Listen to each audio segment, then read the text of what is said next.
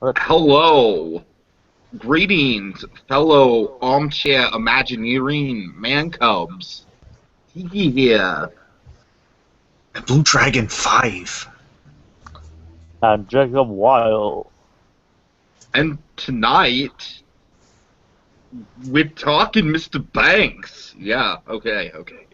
Seriously, all the voice acting is just awesome in this movie. All right, welcome everyone. Welcome. We are here for the roundtable discussion on the Jungle Book. This is the highly anticipated, at least by yours truly, and by I think everyone here, the highly anticipated remake adaptation by Jon Favreau, announced in 2013, and it's come a long way. It's come a long way in development. Jon Favreau kind of cockily announced in 2015 in D3 that this was going to be the most technically advanced movie ever made. Gentlemen, I think we might have it. This thing blew me away. Oh yeah. It's very good. Yeah. All right, so the with that in thing- mind, The entire thing's digital, but it looks like it was filmed in a real life jungle. Yeah. it looks like the African Queen. It looks like they went with you expect to see Charlie Allnut around the corner, Humphrey Bogart, like, hey, how you guys doing?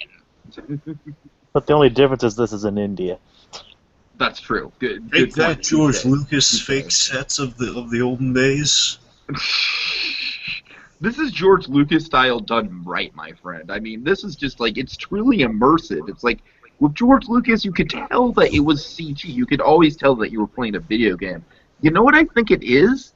And this is really odd, but I think it's just the fact that the Jungle Book and the look of the Jungle Book is so naturalistic. And I think that gives the animators a more opportune time to really get in there and really make it look, really experiment with getting CGI as realistic and close to the real thing as possible. Not just with the characters, but with, basically all the settings. It's crazy. This movie is a visual splendor. Let me ask you guys, either of you get to see it in 3D? I saw it in IMAX 3D. Nice. I'm jealous. Dragon? I saw it in regular. Regular 2D? Yeah, it was really good looking though. Okay. So I saw it in regular 3D, so I guess we have the whole broad spectrum. Okay, that's okay. So before we kind of deep dive into the movie, let's talk about generally our memories of the actual film, the 1967 animated classic that inspired it. We won't linger too much on it, but I feel like we should give it some due. Dragon, you want to start? Sure. Jungle Book, it's been many years since I've seen it, but, I've refreshed myself. I kind of saw a Cliff Notes version of the film, before I saw the movie today, and, I've seen the Ollie Johnson, Frank Thomas documentary, which had a lot of Jungle Book in it, so it's always been kind of fresh in the mind, and, of course, the Boys documentary, a lot of Jungle Book in there, too. So, I mean, it's something that's always stuck in my mind since I had the VHS tape since I was a kid. I kind of view Jungle Book as kind of the fundamentals of Disney animation in many respects. It's kind of it kind of sums the whole Disney picture, and I think that movie it was kind of like the last gem from Walt with a spoonful of Sherman sweetness. Of course. It was. That's what it was. It was like still showed you the fundamentals of what the Disney films could do for you, and it was just. It was an adventure. It was a fun adventure in a jungle. It had some great relationships. It had, hinted at politics and going against tradition, kind of the adversity kind of meant against that. And I think this film does kind of a good job of kind of putting that a little more in focus in points. But still, I like how it was just kind of there, we don't like something because it's different, so we got to get rid of this thing because it presents a danger to us, and they actually showcase a little bit more of that danger in here. Still, a lot of it's his paranoia of no, we can't trust them, that sort of thing. From the title villain of the piece, which we'll rave about later on. Oh my God, yes. Later. Yes. Point is, you look at that film in 1967. It's full of amazing and thoughtful animation. Again, I mean, this movie is so good. I mean, The Incredibles looked at this to kind of get the physics of animation. The weight when you lift something up. Is that kind of the tale that film was coated with? Just like. Again, it sounds so silly nowadays, but just looking back, it's it's pencil lines on paper and it looks fantastic. It just shows you how much story and emotion can be conveyed in just kind of a really again, it wasn't the most impressive looking of the Disney films, but it still had so much character in it, though. And that was the main thing you kind of take away from Some of the the liveliest Jungle. animation, though. Yes, I Definitely, mean, again, the definitely. liveliest animation, but it wasn't like the most kind of, it wasn't like the super texture backgrounds. It was just, you could see, again, you could kind of see the erase marks on it practically, but in a good way, though. You know, you could see kind of the blood, sweat, and tears, and I think, you know, again, the Ollie Johnson, Frank Thomas animation that really shows in those character scenes. It's really a character-based movie when you have my favorite parts of that film are the kind of the back and forth between Baloo and Bagheera in their conversations. You know, I love kind of the going into the third act debate. You know, after the King Louie scene where the two of them are just kind of hashing out. And you have that fantastic scene. It's in the documentary. It's in. Well, at least let me wait until morning. It's morning now. Seriously, that is my favorite part of that film. Just that scene, how that plays out, at least kind of this really adult conversation between kind of the foster parents of this kid, essentially. It's like the whole Baloo's just kind of bearing his heart there, saying, "No, I'd do anything for that kid. He's my own cub." And that whole thing, Badger being the rational of he's in danger if we keep him here. You have to. Again, they're both making excellent points. This is a very adult, very compelling scene between these two characters, and then that great realization at the end of Baloo just reverting back to why he bonds so well with Mowgli, that he's a kid at heart. He's just saying, "But come on, let me think it over. We all want to wait. We all want to put things off. That's what we do." And then he's saying, "Well, no, it's morning. Well, now it's morning. Yeah, you got to make a decision." Just that part of the movie just kind of sums up all the great qualities of that film for me. I could watch that scene all the time from that film. Point is, film I got good memories for, but it's been a long time, so I'm a little fuzzy on the intricate details. But I refreshed myself a little bit on today for this film. Let's just say it holds up. That's all I'll say until we get into the film itself. And can I talk about the significance of the film itself? Yeah, we can get into that for sure. Well, this is a kind of a significant film for the Walt Disney Animation because it was actually the last film that Walt worked on himself. Yeah. He actually died 10 months before it came out. Yeah.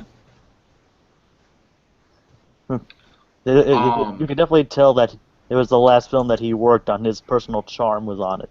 Oh yeah. Oh yeah, definitely. Then I don't know how you guys feel about the Aristocrats or the Aristocats. Much different movie. Well, the Aristocrats, if that was an animated film, it would be. Oh boy. Oh man. That's Deadpool making an animated film. The Aristocrats. I don't know. The Aristocats has never really gelled with me, but the Jungle Book is just. Yeah, it's the last great glimpse of just the Disney magic, the Walt Disney formula. Before the studio kind of went into shambles for a while. Well, wait, Aristocats wasn't Disney himself, was it? I thought Jungle Book was his last one. It was. No, Aristocats wasn't. That's what I'm saying. So that was coming at. It was after. He basically approved Aristocats for production. That's about it. Pretty much. He didn't have his own. I don't think it had any of his own personal touches. He's not credited as producer or anything like that. You gotta remember, one of the big last Disney decisions with with Jungle Book, kind of like the last kind of mark of Disney that really shaped the film and shapes the film we're talking about today, is the ending. Well, I mean, I was thinking in the conceptual phase, he basically threw out the book and just saying, guys, it's too dark in this book. We gotta lighten it up. We gotta make it fun. They kind of ignored that for this one. a little bit. Yeah, but I'm still saying that there's a lot of reverence for kind of the lighter tone of that '67 film. Mm-hmm. Yep. But yeah, he died shortly after suggesting the ending. That's why this film is significant. It's the last film he worked on himself. Oh, yeah. I told my dad, okay, I have this background with my dad, and we have a big debate / argument over the original ending, which I'll get into. But basically, one thing I want to highlight with the original really quick is the voice casting. This is something I always stress. This is very significant to not just Disney, but the history of animation and cartoons in general. This is the first time where the voice actors didn't really fit the characters. They literally wrote the characters to fit the voice actors, which is why we had people like Phil Harris as Baloo. We had people like George Sanders as Shere frickin' Khan. It was the best Mr. Freeze from the '60s Batman. Of course. Folks. Sebastian Cabot as Bagheera. Of course, and then the great Louis Prima as King. Yes. Louis. So, That's what I'm saying. I think that really set the groundwork way before stuff like Shrek came out and Aladdin and Robin Williams and stuff like that. Way before any of that, this movie kind of set the groundwork for personalities kind of controlling the flow of the animated property, for good or for bad, for better or for worse, however you want to look at it. But when you get into my personal memories of this movie, it might have been one of the earliest movies I ever watched. I know the first movie that I watched in theaters was The Lion King. I'm pretty sure I must have watched this before I watched The Lion King, because I have very distinct, very early memories of this thing. The waterfall, man. That waterfall in the movie and how it kind of goes throughout, it definitely left a big impact on me. I remember, every scene they would walk through the waterfall, it'd be, very calming, oh, cool, the waterfall. But my dad actually saw this when he was very young as well at the drive-in. And that ending that you mentioned, Jacob, it absolutely fucking crushed him. It crushed his spirit. What? You mean the one where he went with the girl into the man village? Yeah. Yeah, I'm still mixed on that.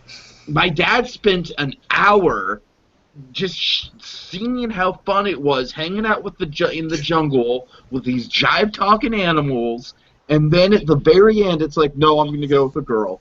That is not sat right with my dad for years and years and years.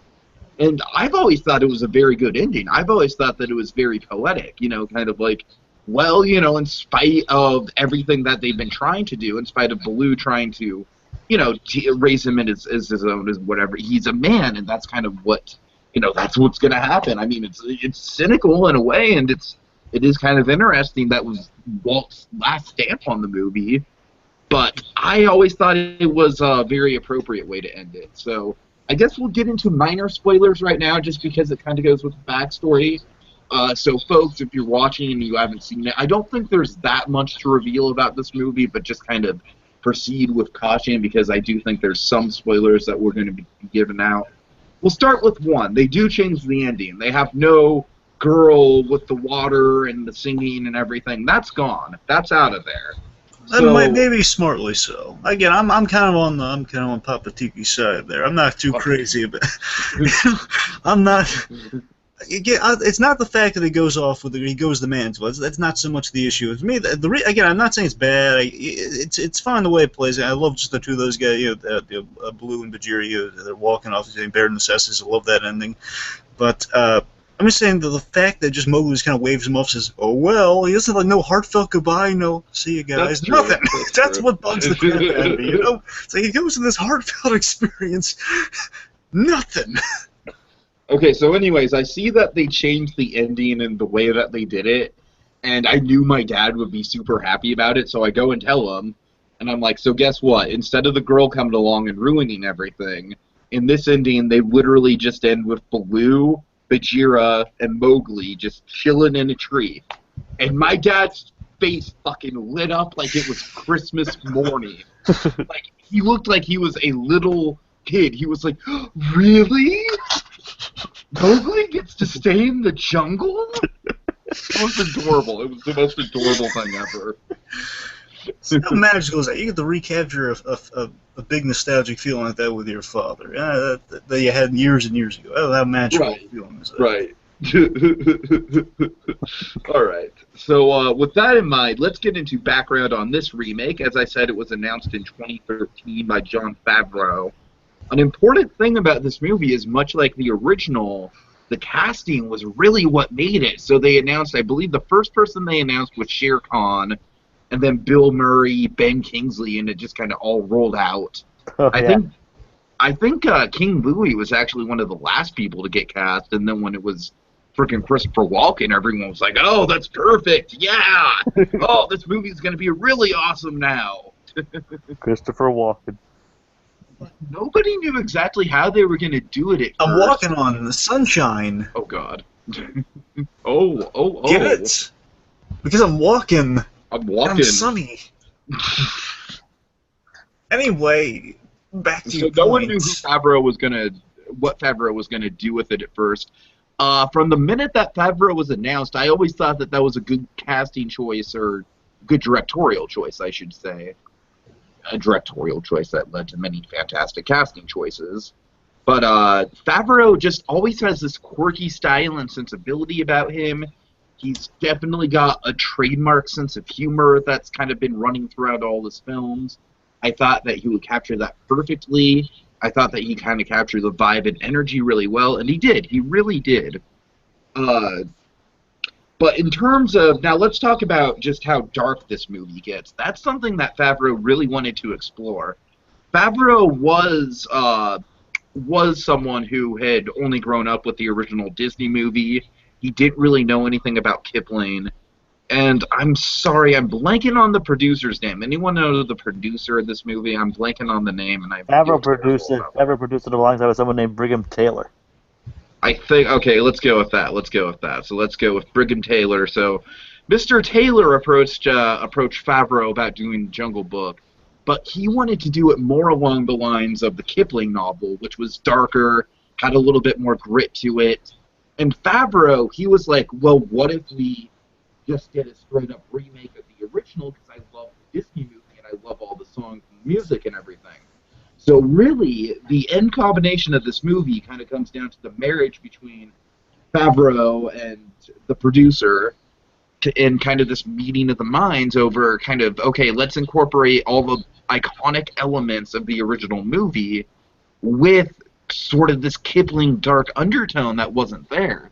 Now, if you guys remember, Shere Khan was only in the last, I want to say maybe 15 minutes of the original Jungle Book. Yeah, but he was talked about it. They built him up really well. I'm not saying he wasn't a good character. I'm just saying the Shere Khan in this movie, I think that's one of the biggest changes they made compared to the original movie, and it works out fabulously well.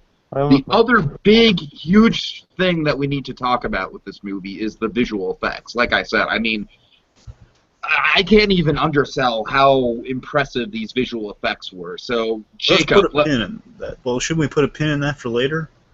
No, I actually think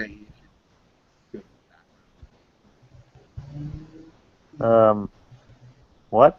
Tiki, you gotta face the thing, Tiki. The visual effects. Let's do it in background. Because it's an important part of the background. I'm sorry. Sorry about that. Sorry, Jacob, you were saying. So go on. What do you think of Jacob, I was just going to ask you, in terms of the IMAX 3D, because I can only imagine it looked amazing in regular. Yeah, definitely. The sound quality was excellent. You could definitely when it zoomed, the beginning zoom out after the logo, it looked like you were going right into the jungle. I went in knowing that it was all pixelized and all fake. But once I saw the jungle, I immediately forgot that. One thing though, they changed the intro. They changed the opening Disney logo. How great! Let's talk about that. Oh my God. Fucking love it. I love it. Tell me if I'm crazy here, okay? Just tell me if I'm crazy. I think you have the same theory that I have. It looks hand drawn, doesn't it? It looks like this amazing kind of somewhat fleshed out hand drawn. Kind of, right? But that wasn't what I was going for though. What I was going for. I wonder if it's permanent. I hope it is.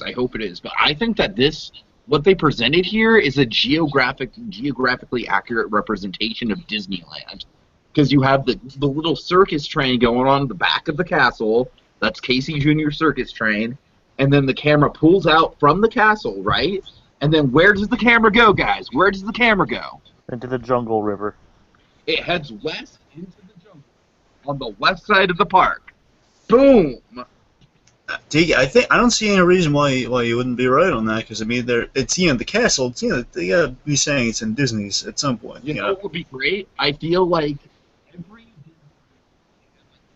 Get close to the camera. We can't hear you. Stop turning your head, Tiggy. Face forward. Sorry. Okay, so Zootopia, I think would be another movie where the camera would go into the jungle, but I think with Tomorrowland, I think it'd be cool. Didn't we get the futuristic castle of Tomorrowland? Yeah, I'm saying they keep going to these different... But instead of that, could you picture with Tomorrowland, pushing out from this camera, from this castle, and then going to, zooming into the futuristic city on the east, the camera panning east. So, I mean, the castle the castle isn't Disney, so why not just say it's Disneyland? You know, all the little landscapes you do for different sections that would be closer to Disney parks. It makes sense. Mhm. I wonder if this thing's going to be permanent, though. I'm One crossing thing my for- fingers that it is. What? I'm crossing my fingers that it is. Yeah, because I hope it wasn't specifically created for this movie, though. Mm-hmm. I don't know, But- it might have been. Again, the Tomorrowland was kind of created specifically for the movie, so that might be kind of a... They Right. changed up the thing for specific movies. Like, John Carter had something a little... It wasn't to say they had it all red like Mars for John Carter. So they have all variations, but still, though, again, how great did it look? It looked kind of like... I want to say it was just 2D, but it looked maybe like a smidge 3D points. Oh my god. I was saying, I think it looked more like a storybook than anything else. Yes, again, it had that. You're right. You know, it had that storybook and the pull out to the kind of Jungle Cruise-ish area, right? Jungle Cruise. I totally was thinking Adventureland the whole time. I was like, oh, this feels just like I'm in Disneyland. Again, I was just blown away because it was, again, right off the bat, it was taking me back to that kind of that 67 style. Just kind And of then, of course, you have that 67 music, the exact same music that's in the movie. Yes. The original. Do, do, do, do. Oh, man. You see what I mean? It was a blend of all the right things, just to kind of get you jazzed right off the bat. I was like, I oh my know- God, I'm transported to the feel of the 67 film, but then we're getting to this great environment. Oh my God. I did notice that the opening music was essentially the same as the Yeah, it's totally exactly the same. Yes. Very Got the shots impressive. of the waterfall and everything. So good, so good. They recreated some iconic scenes from that too, like Bagheera and Mowgli walking across the stones to the waterfall.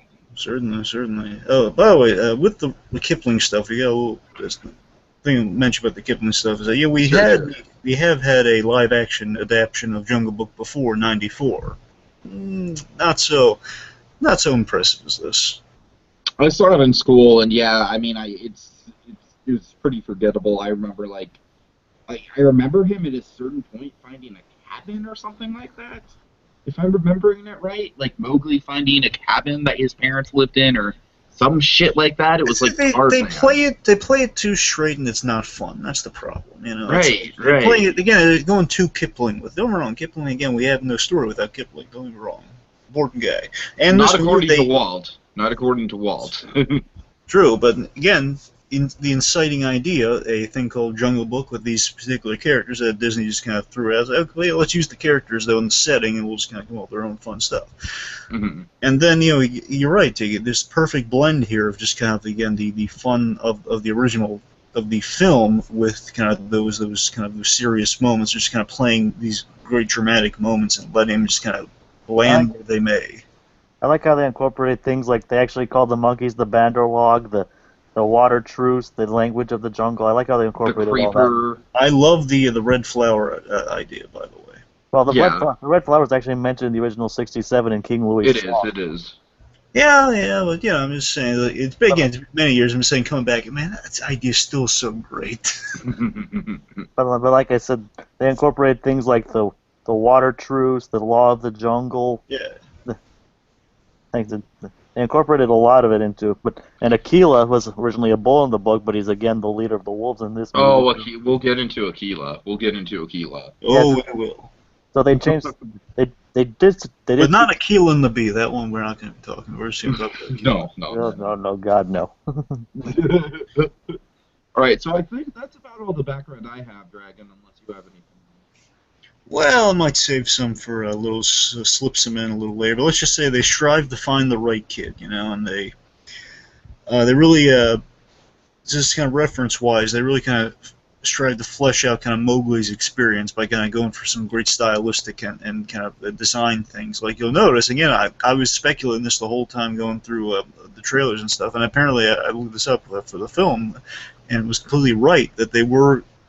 With Louis, there's definitely a Goodfellas and Apocalypse Now influence. So again, Absolutely. I've been saying Brando for the longest time, and I finally get Some vindicated. Godfather Yes. in there, of course. Yes, I'm talking about Apocalypse Now, Brando, and the shadows and there. Oh my God! No, I know Apocalypse Now, but I do think there is some Godfather in there as well. The whole "I'm gonna make you a deal, man, cub. Gonna make you a deal," That was in the original song, though. Yeah, I know. I'm I'm just saying. Look, I'm just saying. It's a mafia type situation. It's kind of a blend of these I know. memorable Brando characteristics. I Anyway, got Okay. Okay. so awkward can silence. we transition to first impressions and whatnot? So Like, going well, our expectations before seeing the film. Right, right. Okay, so I guess can I start? Yeah, go on, shoot. sure. Yeah, I think maybe I was the most hyped out of the three of us to see this film. I I remember doubt that, Tiki. I doubt that. you were super hyped. Oh, yeah. Fair enough. Fair enough. No, I just remember the D23 last year. I remember Ben Kingsley's speech about being so touched to work on the movie and to be a part of the Disney brand. I remember Jon Favreau just the cocky announcement that this was the most technologically advanced movie ever made, and just the glowing reviews of people that saw the original D23 footage. And, just kind of like, I remember they held that footage for a long time, like 3 months, Dragon, and it was killing me. You remember that, right? I was like, oh my Yes, god, yes. I need to see the Jungle Book footage, man. Yep. So I think my expectations were about at a fever pitch. And so I think with this we'll kind of go roundtable and say expectations coming in and then first impressions going out at the same time. So my first impressions going out, just kind of like building on my expectations, was I really like it. It's a really well made movie. There's a lot of super good moments in it. I feel like on a certain practical level, like any remake, there's an argument for it doesn't need to exist. And I hate to say that. I really hate to say that. But having said that, like, in terms of ranking my favorite movies of this year, I definitely have to put movies like Zootopia and Deadpool over this, just because I feel like they were much more fresh and original and had a lot more kind of like new things to say about cinema. This, however, it's definitely a technological achievement, and I think that is for sure what it'll be remembered as. This is a technological. Eat your heart out, James Cameron. I honestly think this is like might be the benchmark of something like Jurassic Park was back in the day. I think realize- that this is. Sorry. It's a leap forward. I think this is a genuine leap forward for visual effects. Do you realize how big a hole Cameron's dug for himself now? He's waiting for With all the these. Avatar sequels, But here's oh the thing. god. He's waited. Here's the thing. Yes, the more years we wait, we're expecting those visually dazzling things. The technology catching up with the times and all that stuff, and it's going to be unimpressive. Like even how many years it's been put off at this Right. point. And honestly, we'll get into it somewhat with my pros and cons. There were certain story elements that didn't jive well for me. For example, I thought Ka was kind of wasted potential. I thought, well, I did like the Ben Kingsley and Bill Murray scenes. I kind of wish there were a little bit more of them.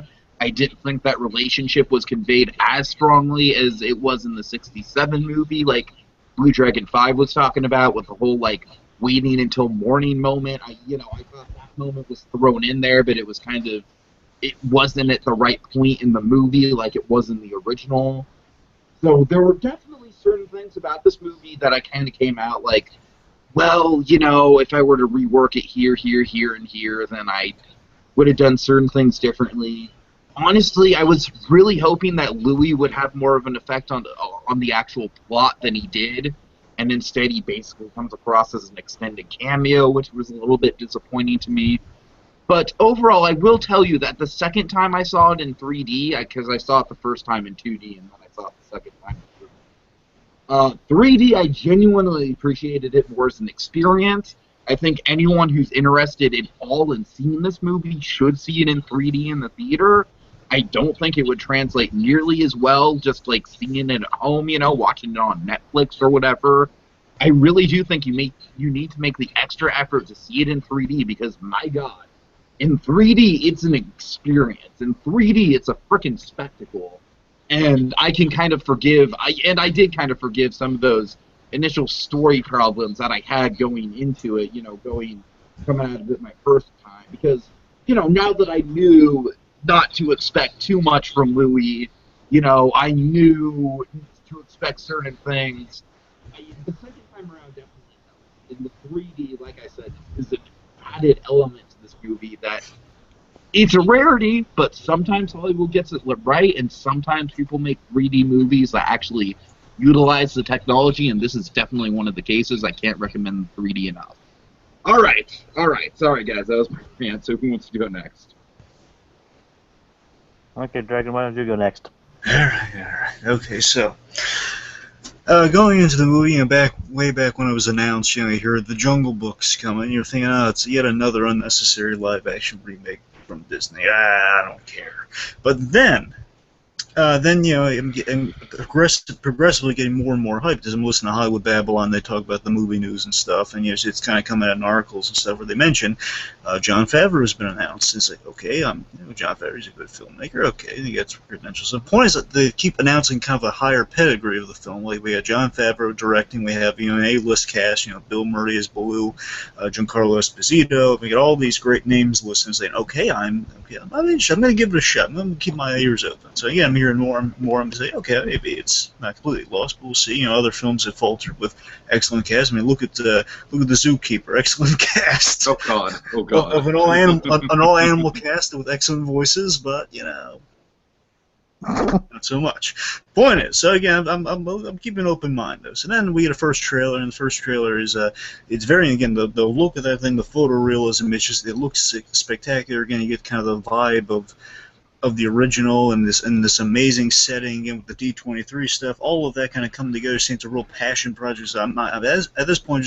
I went all the way from just not caring to a point of actually caring, actually going out of my way to see it. Man, I got to give this movie a shot. I mean, it's got all the right things going for it. Yeah, give it a shot. And again, the big selling point that completely sold me for the movie, I have to see this movie. There's just one bit in the trailer, amazing bit that still I believe we're going to be listing some favorite moments later on, but I'm going to mention it here, so I don't have to mention it there. But the bit that completely sold me for this movie was because I do love Bagheera from the original. It's when Bagheera, Shere Khan's lunging at Mowgli, and Bagheera jumps out last second to save him. They dive bombs him essentially. So they jumps on Shere Khan, and just saying that Ben Kingsley saying this line, just the way he says it, the urgency and the wonderful performance behind it, just feels like so Bagheera, feels like such a great heroic moment. I'm saying, "Run Mowgli, run Mowgli." Just it's kind of like Kevin Smith bowling over a run Barry run. I'm saying, "Run Mowgli."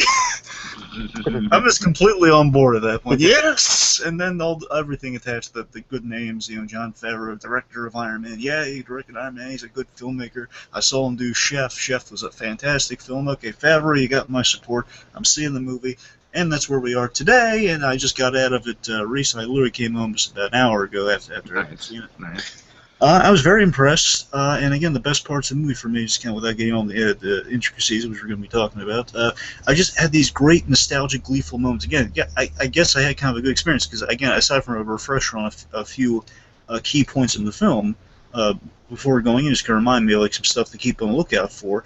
It's been so many years since I've seen Jungle Book, because, again, I had it on VHS tape, but never got it on DVD. It's been on TV a few times, and again, clips and documentaries. But again, it's been just knowing bits just at your core of like, oh my god, it's from the original. It looks so cool. It's like, yes, they're doing it. It's like all the little things, it's the vultures, yeah. All those little things, just these nostalgic, gleeful moments kind of made it a really worthwhile experience. Like, yeah, that was good. And the best part is, it wasn't like you didn't groan at any point. So it's just I could watch the movie. I don't know. It was like, this is a great experience. Seeing something I haven't seen in so many years, it feels so fresh and so true to the original. Totally. It was a good experience and a good movie. And I'd say, it's probably worth the 90%. Again, I was surprised by how positive it's being received. Like 97% on Rotten Tomatoes currently.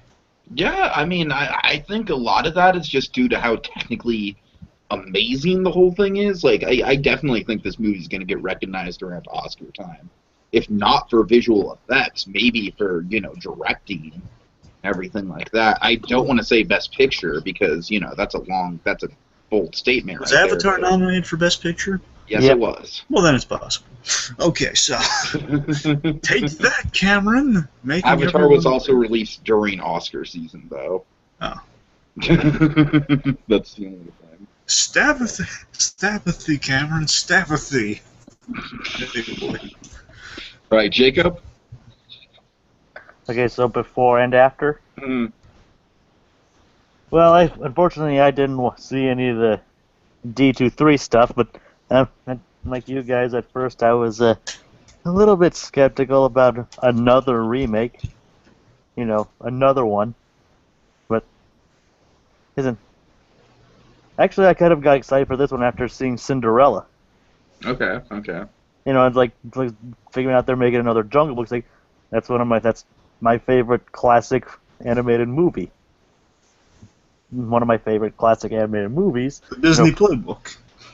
Yeah. Yep. So basically, and then I saw some of the like you guys mentioned, the directors, the actors, kept getting more excited for it. I saw the trailers. I thought, holy crap, this looks so realistic. It looks so awesome. And I eventually decided I wanted to see this for myself, see how well it is. So, and I was pretty hyped to see this once I saw everything and was getting closer. I was like, my hype was through the roof. So, and then I went in to see it. I actually managed to get tickets for IMAX 3D in an early show, so it was actually. I'm jealous of you. I want to see it in IMAX 3D. I really do. I've only seen it once though. You have to see it twice. Yeah, that's true. That's true. So, I might not see it in IMAX again, but I might just see it in regular 3D. Like I said, for a movie that I hyped up in my mind so much about what it could be, it was nice to get that second experience to just kind of sit back and enjoy it and not just like okay, there's Louis. Because honestly, my experience watching the movie the first time. You want to know what my experience watching the movie the first time? I thought you already said all this. Well, just basically it was like, okay, when's Louis gonna show up?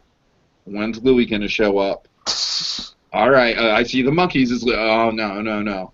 Okay, come on, waiting for Louis. And so literally the second time I saw it, none of that was in my head at all. I'm sorry, but go on, Jacob. Okay, but I haven't even gotten to my experience in the movie yet. I know. All right, but obviously I was anticipating Louis, but I'll get to that. But I went into it, and I saw the trailers for it. Nothing really too memorable. Surprised I didn't see a trailer for Dory for that in front of that. That would have been cool. But I got a trailer for Dory. I also got a trailer for Dory, and I was happy. I don't think I did either. That or I don't remember. I'm hearing great things about Dory, by the way. I'm hearing fantastic, hypey things about finding Dory. Ironically enough, I don't remember anything for Dory. That is very ironic. but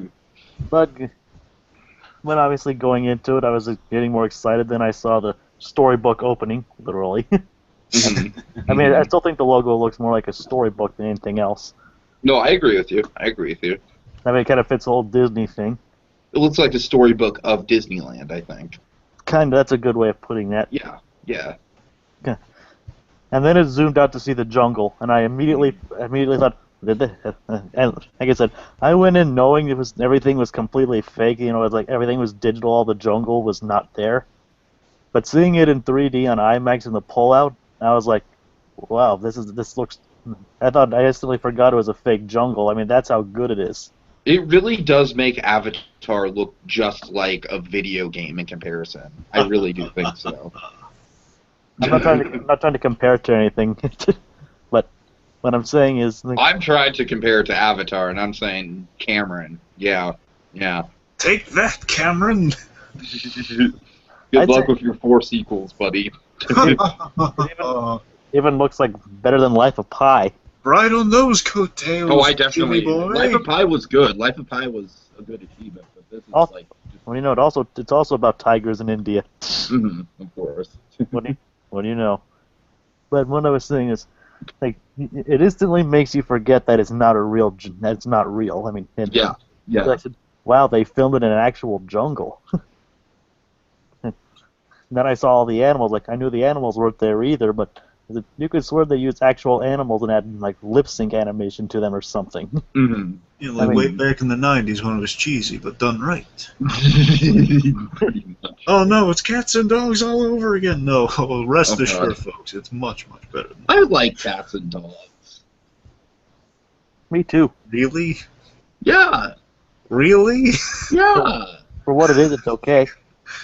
Yeah, What exactly. is, right. Exactly. And that's For such what a it is, it's fine. that's a glowing recommendation. For what it is, it's okay. Put that on a box. For what it is, it's fine. Okay, but what I was saying. You know, you got Jeff Goldblum, you get the villain who's really entertaining. Anyways, Jacob, I'm sorry. Pile of crap. For what it is, it's fine. Okay, but like I said, the level of detail on everything, including the animals, is just, I mean, just amazing. I mean, like, you could swear they used actual talking animals for this thing. Mm-hmm. Which it's funny, the '94 version actually they credit all the actual animals used in that film, so give them some points there that they used trained animals in that film. Didn't make them talk, which is why that film was a little boring, but still. Just a little bit. Just a little bit. It was Yeah, just Mowgli going like, "Baloo, come on, Baloo." Yeah, it wasn't terrible. It was just really kind of uninteresting. I never saw that one. Yeah, well, you were lucky. Okay, so Okay, but they definitely got the actors down pat. I mean, oh yeah, they couldn't have Oh, done absolutely. they couldn't have done better. This is one of the most well-casted movies ever. Yeah, I mean, like you said, they decided to go with the old route in film and cast characters that fit the characters. Cast actors that fit the characters well. Like I could definitely see Bill Murray as Baloo. Ben Kingsley is a perfect Bagheera. Ben Kingsley was one of my favorites. Outside of Shere Khan, I think he's definitely like my favorite element of the movie. Idris Elba made an excellent Shere Khan. Idris Elba, I think, sets a new benchmark for Disney villains. I really think so. Ironically enough, he was Chief Bogo too. Yeah. yep. Well, definitely And Heimdall. different spectrum. That was definitely a different spectrum. All Do right. not piss off Heimdall. Nope. But I was at first iffy about making Koff female. Not that I have anything against female characters or anything, but it's just like, well, then again, like I said, as I pointed out, the original character was effeminate enough, so it really doesn't matter. Hi, Sterling Holloway. Love ya. Honestly, I just think Scarlett Johansson was so good it didn't matter. She was just like so good. I've got things to say about the Ka scene. Yeah, we'll get to that. I'm hearing good. I'm not getting good vibrations from that, but we'll get there. Yeah. Well, like I said, I mean, she has a good voice for it and all, but that's what I'm saying. Oh, I like her voice. Yeah, I just don't like the way the scene was executed. Okay, because again, I think her performance of Ka was just like so. Her It didn't matter. performance is good. I have nothing to complain about with her performance. Like I said, Christopher Walken nailed King Louis. I mean, he freaking nailed it. Take that, Louis Prima. I mean, Louis Prima definitely nailed it as well. Oh yeah, Louis Prima's the best, man. I freaking love Louis Prima. Anyways. Yeah. But I'm walking. Oh god. It's just the pause and just the eerie pause. It just cracks me up. Sorry. Walken has Jacob, that. Walken has that. Anything else to say about your first impressions? I mean, and the plot was definitely engaging and definitely kept you on the edge of your seat. I mean, the action was. I mean, it had surprisingly intense action in it. Yeah. I think there's like a good 4 jump scares in this movie. There are so many jump scares. I mean, I was surprised. I was surprised by that. The Shere Khan jump was Shere Khan Bagheera. There's about as many jump scares as there are dream sequences in Batman v Superman. Oh god. Oh god, that's Or awful. technically premonitions.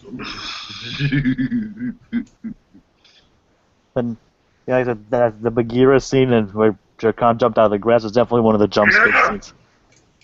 That was definitely one of the jump scare scenes. That scared the crap out of me the first time I saw it. I heard it in Run down to the ravine. And I was even on the edge of my seat the second time I saw it. I was like, oh god, I know it's coming, but I don't know exactly. The minute he walked into that grass, like, I know, because that's my favorite part of that trailer. I know what scene they're heading into. Let me see. Can I speak my piece about this? Sure. Go on. Yeah, sorry. I said, if you look at the minor detail, and this is talking about the attention to detail in the movie, you can actually see the grass moving behind him, like you know Shere Khan is there. Mm-hmm. But like you can actually see the grass moving behind Mowgli. I mean, the scene is just so quiet, and I heard this in IMAX, and all of a sudden, sorry, that was pathetic, I know, but I have to be quiet. No, it's all good. It's all good. I have to be quiet. I can't be too loud now. Yeah. Roar. Yeah. Rawr. Then all of a sudden, like I said, that's the attention to detail in this movie. You could see little grass movements behind Mowgli. You knew that if you paid attention to the background, you knew he was there. Definitely. And then he just jumps out of there, and it just barely misses Mowgli. I mean, and that was the scene was just. I heard that in IMAX, and that roar. I was pretty up high too, so I was pretty close to the speakers, and I mean, man, that was loud. Mhm. That was definitely an intense scene, but definitely well crafted. What did you think of the movie? What? What did you think of the... I forget it. What? Shere Khan yelled at me too loud. What? What about Khan? Khan! Jimmy Khan was in this movie. Khan! Khan! Okay, but seriously, the movie was good. Alright, so I guess now we can move on to... Such a great summation of the... Sorry, go on. Okay, so let's move on to characters. Okay. So let's start with the title character, Mowgli. title character. The book is a character. Okay, so we got Neil Sethi. Or the jungle, the character. Well, actually, that kind of is the jungle is actually like a character in this movie. Oh, yeah. Yeah, it is, but let's. Okay, It'll enough. take too long to credit every leaf and every vine in the jungle, so we Okay, let's move on. we spent enough time doing that with Jonathan Banks. We have to talk about. We got to talk about Mowgli. Yeah, just go ahead. I'm just trying to find a better picture. Right, so Neil Sethi here. He's this kid is a great up and comer. I gotta tell you, I love this kid. I think he embodied just everything we liked about Mowgli. Remember, the idea with Mowgli is that he's just such a likable kid. The wolves took to him again. How It Should Have Ended did something really dark and hilarious recently, where they poked a hole in the fact that Vegeta probably didn't think out the whole. He probably should have talked over with the wolves. Like, I'm going to leave the kid with you. What do you guys think? Instead of just dropping it off in a basket, which could be misconstrued as a picnic basket for wolves. Thankfully, it didn't go that way. But the point is, this kid's so likable. The wolves took to him as their own. They raised him as a cub. Mm-hmm. And I think this kid's very likable. He looks identical to kind of what you imagine Mowgli would be. Also, I love he does realistic kid things, like when he's talking over Bagheera and he's just he's rambling on, like a kid. I love that. And it actually has a good Indian actor for him too, which is even better. Yeah, which is very, it's very good. It's definitely regionally accurate. I think the kid's really good. Oh, I yeah. think he's technically an American actor, but of Indian descent. Sure. Yeah. But I mean, look at the shot. Like, you've got all these fucking monkeys and everything. Like, nothing about this shot is real. It's him. It's a Bob Hoskins performance, this kid's, which is very hard to do. By the way, only Taylor Kitsch has ever had to really kind of do something on that level this kid's doing, like with John Carter, where he has to really kind of act to nothing and still react to it, though. I think you can think of better examples than Taylor Kitsch, but I'm just saying, Andrew Stanton credited him as it is kind of a Hoskins muscle memory you need for that sort of thing, which is, I'm just saying, it's a similar trait that they've had to go through. And then, come on, Taylor Kitsch was not bad in John Carter. I won't have you badmouth John Carter. Nah, I'll badmouth John Carter all I want, sir. Come on, Carter was not a bad move. Anyway, we're not going to have this Carter! Point. Carter, why haven't you given me a recap yet? That's his fault. Anyway, so. I know it is. But my point is, it's the same. I'm saying it's a Bob Hoskins kind of muscle memory. And I think this kid did that fantastically well, even less to work with in this case. You assume he's working with tennis balls and little mic stands, essentially. Right. I don't think it's the best. I mean, I do think you could kind of pick holes in some of the performance, but he's a kid. I'll let it slide. I think he carries it well for as much responsibility and burden that's put on this kid for essentially being the one real thing in the whole frickin' movie and being computer. He carries it. I mean, he does a really good job of carrying it, and you you believe right away from the first scene that is Mowgli. That's the Mowgli that we grew up with, that we remember from the original. He does a very good job of just, seamlessly kind of bringing that all together. Can you imagine how bad this movie would have been if we didn't immediately kind of empathize with the kid, immediately like the kid like we're supposed to? Imagine it was like one of those kid actors like, oh god, I hate this kid. Yeah, oh god. And again, the movie would have fallen apart because you're wondering, why won't Shere Khan just make a meal out of this kid already? Come on! Flambe the kid, I don't care, just get rid of him. But thankfully we did not have that problem. This kid was really good. Okay. Alright, the next person I want to go ahead and talk about, if I can find the poster, is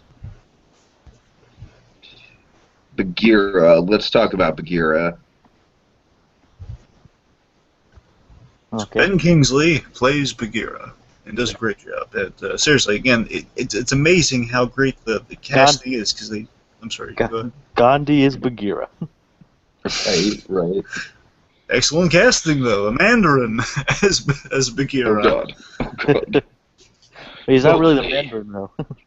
Shere Khan will never see you coming. Fine, Trevor Slattery as Bagheera. Happy? Yes. That's much better. Well, yeah, okay. Anyway, so there's also the vice president from the Awesome movie that people should check out that has been forgotten by time. Dave, check it out. Good movie. So I just want to mention that because people don't watch that movie enough. Anyway, so but yeah, Ben Kingsley was again, it's such excellent casting because he kind of embodies everything the original voice actor for Bagheera had. It feels like a very similar. It's Bagheera. I know, I keep going back and forth between Bagheera. I know but you're right, it is Bagheera, but in childhood I guess I call it Bagheera, but you're right. Sorry, not trying to be nitpicky.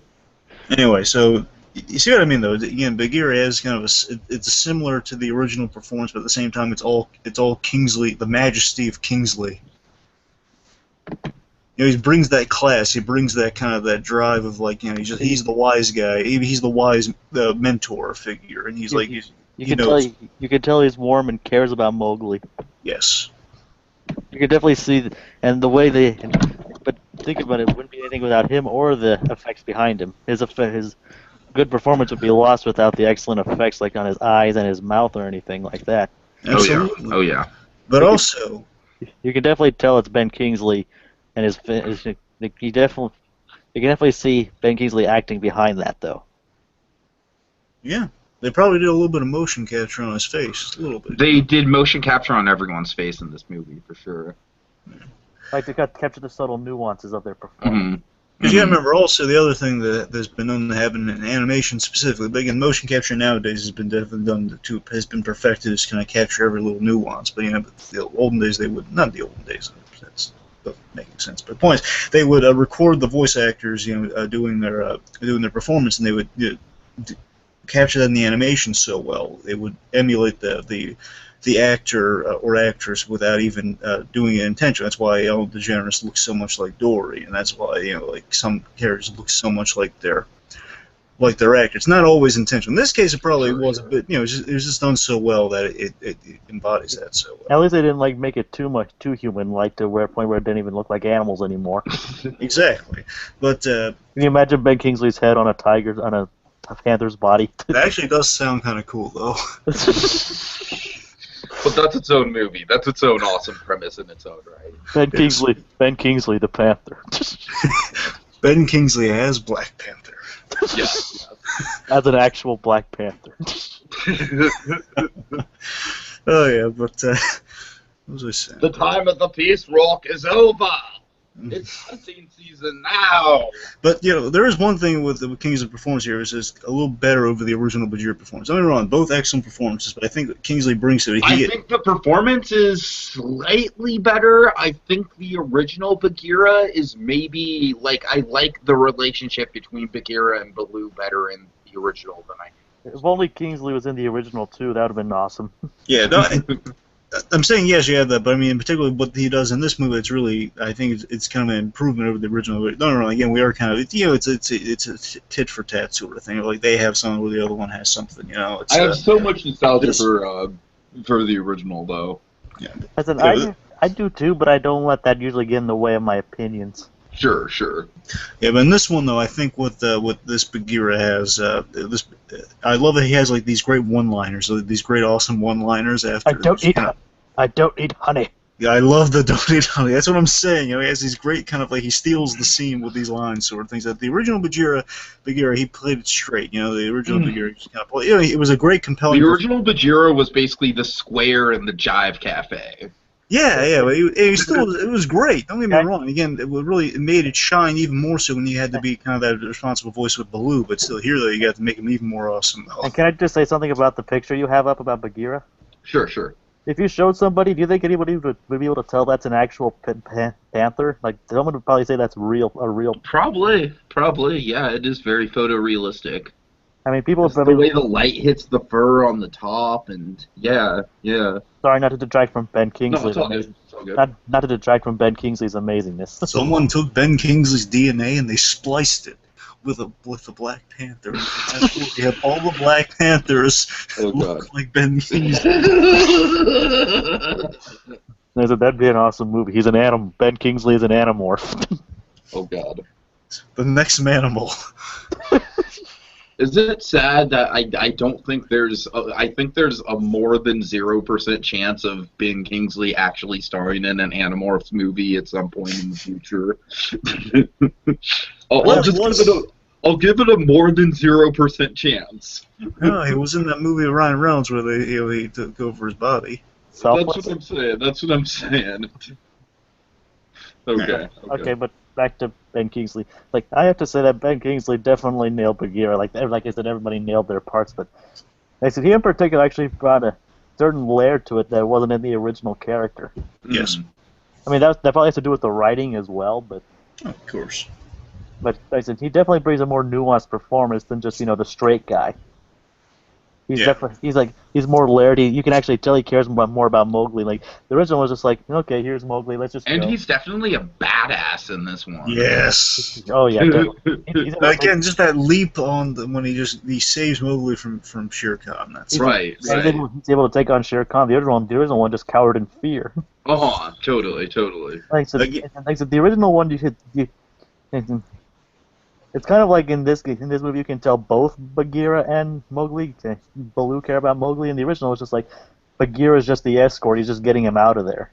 Mm-hmm. I mean, you could definitely tell he cares about him here. At least I'm getting that more in this movie than I did in the original. Yeah, I hear you. You have your guys' thoughts on that one? Yeah, well, I mean, again, he kind of just drops Mowgli off on the doorstep of the wolves. Just kind of says, I like this kid, but he's never going to survive. So I got to give him some people that can take care of him. It's not. I mean, in the original movie, he abandons Mowgli like 3 times. In this one, he just gets separated from him. Yeah. Right. Sure, he's the escort again, but it's like, I brought him to you. I will take him home. Like he's basically saying, this kid is my responsibility too. Yeah. Because again, he's like saying, well, no, I can't let this innocent kind of die in the jungle. We gotta get out of here. We gotta get to safety. Like I said, I'm definitely getting that more with this one. Like, I don't know if that was the intention of the original character in the animated movie, but this Bagheera definitely seems like a more likable character in the sense of the entire jungle. Sure. Like he actually comes off as more wise and nicer than the original one. Whereas in the original, he's kind of like almost a Squidward archetype in a way. I mean, don't get me wrong, I like the original. I do too. I love the original. Yeah. But again, he works more as a pair in the original. Him and Baloo have that. That's the strength of it. I like that they're. And I don't think that pair dynamic is necessarily there in this movie. No, which I do think in its own way is kind of disappointing, but in another way makes Bagheera himself kind of stand out a bit. Because there's a sense that they really have a long history in the animated film. Here it's kind of like they know each other, but it's more like, oh, I know that Bagheera guy's kind of the head honcho of the jungle. Yeah, like they're definitely foiled. They were definitely more foils in the original movie. Mm-hmm. Yeah. Foils of each other. This one, they know each other, and they definitely had their odds, and they do get along. But I guess there are pros and cons to each. Like there are definitely things this movie improves on than the original one, and things that it does worse. But as with every potential remake, yeah. I mean, this remake does a lot better than some other ones Wonder do. when Nostalgia Critic's ever going to do old versus new on this movie, or has he completely forgot about that one too? That'd be a good old versus new, actually. But like I said, I actually think this Bagheera is an improvement over the older one. But for the sake of this movie itself, I mean, like, he definitely fits this movie better than the old one would. Oh yeah, definitely. If they made him like a square stick in the mud like in this movie, it definitely wouldn't have worked out as well. Right. Okay. Should we move All on? right. So Yeah. let's move on to Baloo. Oh yes. So the big selling point of the movie before walking was always Bill Murray. People love Bill Murray, and how can you not? He's America's treasure. He's America's Bugs Bunny. It's what he is. I feel like they did a really good job of I thought Bugs Bunny was already America's Bug Bunny. That's true. That's true. Touche. Because he United States and all that. All right. I think the marketing did a good Mr. job Skeptic. the marketing did a good job of hiding all of Bill Murray's comedic stuff in this movie, because I felt like almost everything was a surprise. You know what I mean? Like, there were so many good surprises in terms of the comedy. Just, The one line I do remember from the trailers being in this movie was okay, I don't hibernate, but I do nap a lot. I love that with the trailers. There's a lot of other. Huh? I love that with the trailers, again, just kind of with the progressive hype I was feeling. I think just kind of the consensus was feeling. It's like eventually after that first teaser trailer where you didn't hear anything from Blue, it's like, I'm just looking back on it now, you're thinking, okay, yeah, we got him. Okay, well, we got the spectacle, we got that, we got like the whistling bare necessity, because again, we have like 8 trump cards at our disposal just to completely sell people on this awesome movie. We have our songs, we got Bill Murray as Baloo. I mean, come on, we can just leak a little bit of this out just to kind of get people super hyped. And then the next trailer, a little bit of Baloo, a little bit of bare necessities in the score, and we got him. We have him by the barrel full. Baloo is very good in this movie. I don't want to say he tops the original. I think the original Baloo's special. The original Baloo is one of the most beloved Disney characters. Well, there's a big reason for that, Tiki. Yeah. Bare necessities. Well, no, not just the bare necessities. It was a great sequence in this film too, which we'll get to. But the main thing is that they're playing Baloo more as a friend in here, less. More of a friend here, which is still in the original, but the original was also kind of more of a fatherhood thing to kind of adopt it. He was talking about adopting Mowgli. But this is never mind. Go ahead. You know what I mean? Like the original was the whole kind of Papa. He called him Papa Bear. You know, it had a whole different dynamic with Mowgli. Right. And here, right. and it's still a good dynamic here. It's a really good friendship they got going here. But still, it's kind of hard to really trump that emotional, fantastic story you had in the Jungle Book. Which again, that's where the big issue is between Bagheera and Baloo. Where how can you separate kind of a cub from his Papa Bear? How you do that? So in retrospect, I really do think that Bill Murray as Baloo definitely works in his own right in this movie. He's very entertaining. The dynamic he has with the kid is appropriate to the film and everything like that. Gets the job done. I don't think his dynamic with Bagheera is as compelling. I think they have Bagheera. It's Bagheera. I'm sorry. Will you stop that? Sorry. I think Bagheera and him kind of like bond after we climbed the steps together and now we're best pals. I thought that was a little bit like it kind of felt a little rushed. I don't know, here and there. Overall, a lot of my cons come from Baloo, but that's not to say that Bill Murray didn't do a good job. There was a lot of fun stuff there with them. Bill Murray is probably the best person who could have voiced Baloo. You know. Totally. Can you think of anybody else who could have done it? I mean, Bryan Cranston, because I usually think of him for everything, but otherwise, God. Yeah, he's perfect for everything. He could have been Shere Khan, even. He could have been anyone. I was being rhetorical, by the way. Okay. But with Baloo though, again, I think I did like. Again, I still do love the dynamics they do have in this movie between. That's just something that's really hard to trump the original. Again, their bond, their bond's really good in this, but also Bagheera and Baloo, it's a fun dynamic they have though. It's just kind of like he sees how dedicated to the kid he is in that moment. Again, it feels a little rushed, which is kind of a con for the movie, which we'll get to. Mm-hmm. But On the There's the other, fact that they have these great little bonding moments of like, you're invested in this kid, and then he's climbing up the thing. Oh, yeah, sure, I can climb. I'm terrified of heights, but I'll climb. And again, but kind of coaches him up there. And again, they are kind of, it's not just friends over that. It's friends over the fact, they're bond over this kid. and on the plus side, I don't eat honey. Seriously, that is the best Ben Kingsley line in this film. Just, again, I love. Right. I think out of context, that's my favorite line. I don't eat honey. I don't eat honey. Ah. Like, if someone just take that clip and just put in every Winnie the Pooh ever, just like, I don't eat honey. Would you like some honey? I don't eat honey. I don't eat honey. Why wasn't I in the movie? Because I don't eat honey. Let's transition to For forbidden. Let's transition to not that picture apparently. The point is, but Blue was great though. That page was forbidden, Yeah. just like man, that page was forbidden. Transition to. Look at that face. Look at that goddamn face. This guy is so awesome. The burnt face, the attention to detail on his burnt face was amazing. Oh my god. Oh my. Like, folks, like we literally have 3 favorite scenes in this movie just gushing about this guy. But suffice to say, I think Idris Elba as Shere Khan sets a new ground for terrifying Disney villains. I think he's probably one of the most intimidating Disney villains I've ever seen on screen. Some scenes with him kind of play out almost like a horror movie in a way. He's intense, man. He's really intense. I'm sorry, Jacob, you were saying. He should definitely get an award for his voice work for this movie. Some kind of award, something. Oh my god. I think he'd even get an Annie Award. Yeah. I mean, like, either that or for someone from Zootopia, but who knows? And you know the cool thing about this guy? You get his motivation. You really do. I mean, you don't want to see anything bad happen to Mowgli, but at the same time, like he's. You know what? Basically, Shere Khan was burned by man. That's why he had vendetta. But they said you don't want to see him succeed either.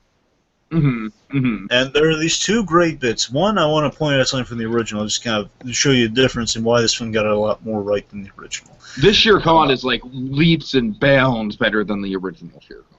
Well, okay, again, let's just give points due here. Again, the original, there was a throwaway line about why he hated man, and that didn't really factor in the plot. Just, okay, well, we understand why, because it's mentioned, man brought fire and guns. Man has fire and guns, which is something that does not belong in the jungle, and that Shere Khan says, we don't want that in the jungle here, I'm going after the kid. That was the main, it was just kind of like a one-line thing towards the beginning, and then he was built up from that point forward, and then, of course, he has his 15 minutes of awesomeness. So, here, and he's wonderfully played by George Sanders, and the original, don't get me wrong, Shere Khan was still a force to be reckoned within the original, and he had a kind of a... He's great. He was a good, understated Disney villain, but I'm Yeah, just nothing saying tops the whole- Idris Elba just absolutely takes the performance and runs with it. And still, nothing tops the whole I'll count to 10 thing from the original. That's true. That is still a very tense moment. And I like how they do reference, they lightly reference that here. Again, it's kind of a shame they can't do it exactly, but you can't do everything, it's fine. But the point is, Idris Elba, though, again, you're right, though, he's basically Hannibal Lecter in a tiger suit in this movie. He is. He's Hannibal Lecter.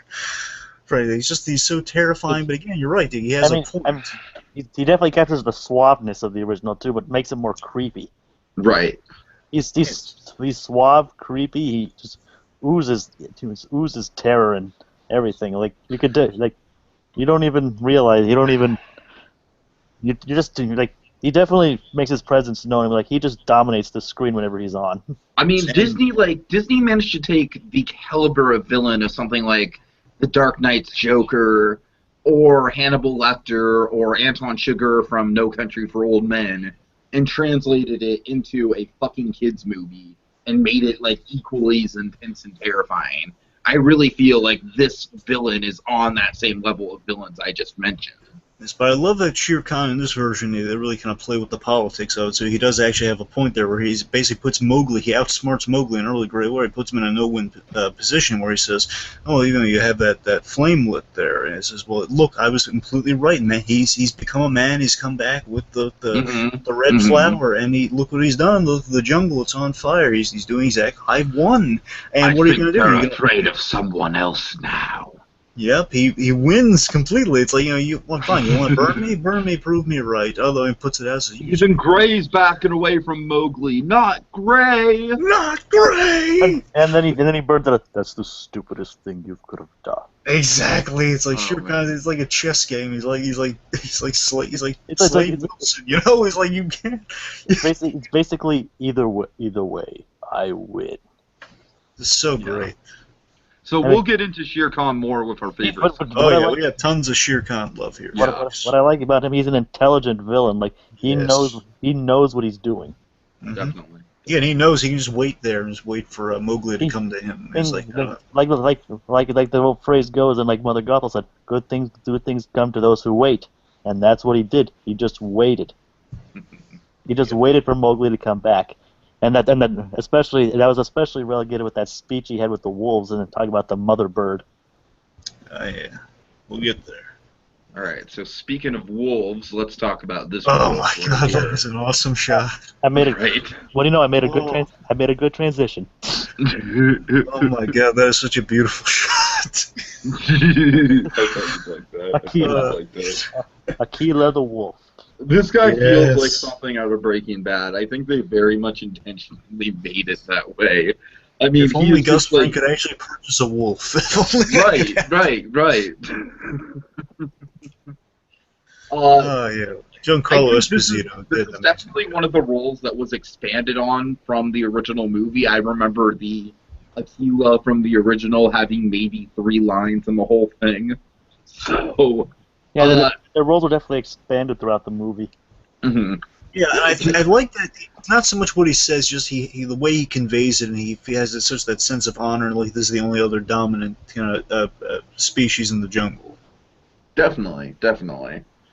He has that honor and respectability, and also at the same time, there is something to point that a little bit of bad with it. Usually, Giancarlo Esposito, I got a sense that whenever he shows up in anything, he's great. He is. It's what he does.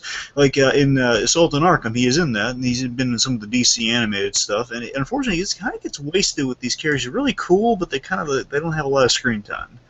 And here they don't have a lot of screen time, but I feel like this guy definitely served his purpose. I feel like, in terms of the story, what happens to him definitely drives the plot in a major way, and I feel like so that's appropriate that he doesn't get a ton of screen time. He's essentially this movie's equivalent of an Uncle Ben.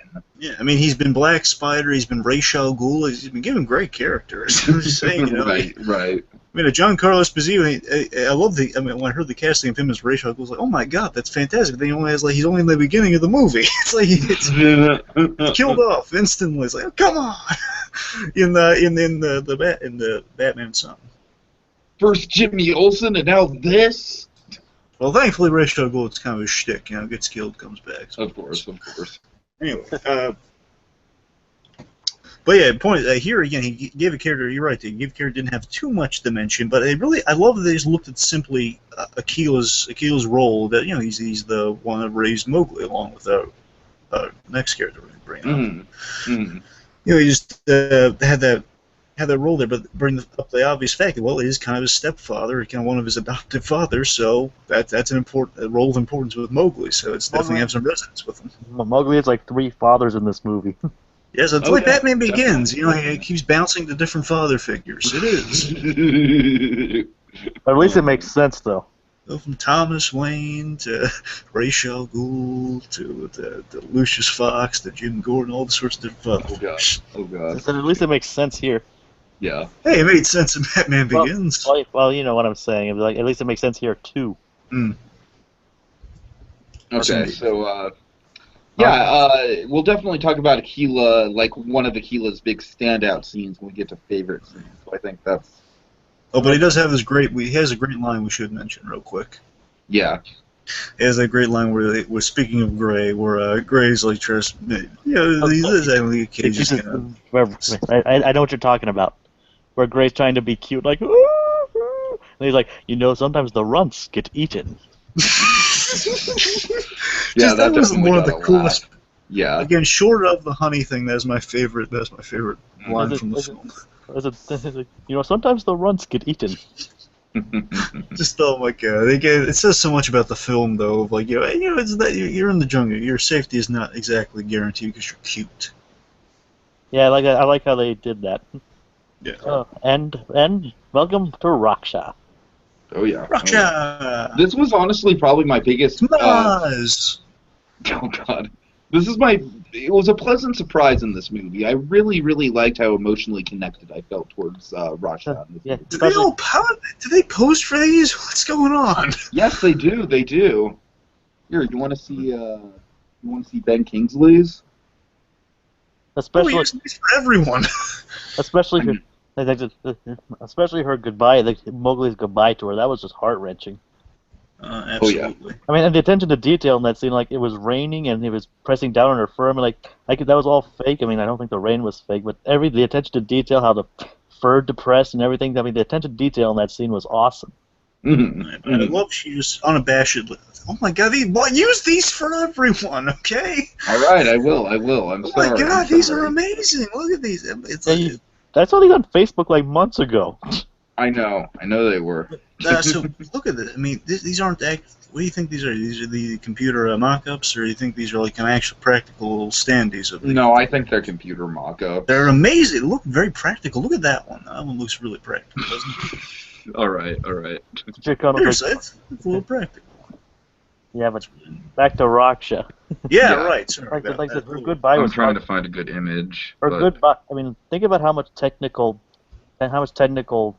hardships they had to go through to get that scene right. Mm-hmm. I mean, like they had to depress her fur, make everything look like it was wet. I mean, looked like it was just been through minutes of rain. Yeah. It was. I mean, not only was that an emotional scene, it was also a technical achievement in that part. You are mine, and you will always be mine. Oh my god, that's. I mean, her delivery was excellent as well. It was. And just her presence throughout the whole movie, like she has a really good role, you know. I mean, she was. Leave, she's in. I mean, sure. Let's put it like this: Mowgli has 3 fathers, but only 1 mother. Yes. Yeah, definitely. That's how you definitely feel like. You definitely feel a connection between them, and like her sadness when he has to see him leave. I mean, that's his only. That's his only mother. And she has even less screen time in the original than Akila does, so it's definitely an expanded role for sure.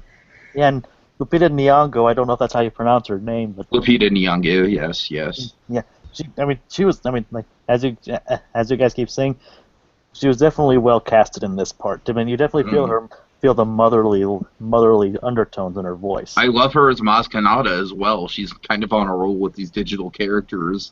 Han Solo! Seriously.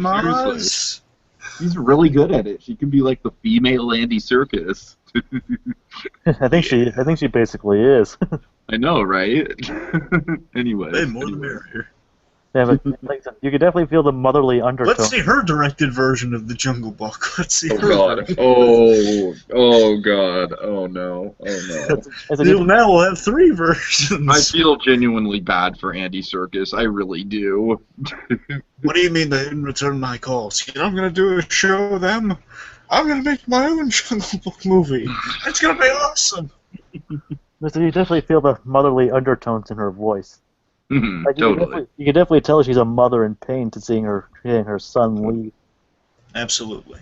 Then I guess really quick, I thought Gray was a good, nice little addition.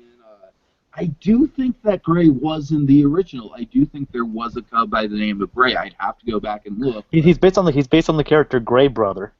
Right. Okay. Because they don't call him Gray Brother, they just call him Gray. I do know in the '67 movie, I do know that Mowgli has a couple brother cubs that he plays with at a certain scene. So I want to say that Gray was based on one of those. I do think that Gray was implemented really well. He was kind of like I like how he's kind of like the responsible one out of the cubs. You know, he's kind of like the heroic one. He's the one that kind of and he's the runt too. Totally, totally. So he has a good little nice mini story arc within an overall like much more larger and complicated And story. and So and I like how he tries to be cute all the time, but it doesn't. That doesn't end up working. Like you do know the runts get eaten. so overall, I thought it was a very good inclusion to the cast. The wolves in general, I thought were really well handled. I love how the wolf pack speech is incorporated throughout the movie. I thought that was really well done. It's straight out of Kipling text, which is really cool. Okay. So now let's get to one of the Why was there a main picture of King events. Kong there? I don't know, dude. It's Google. That's Google. So who's next?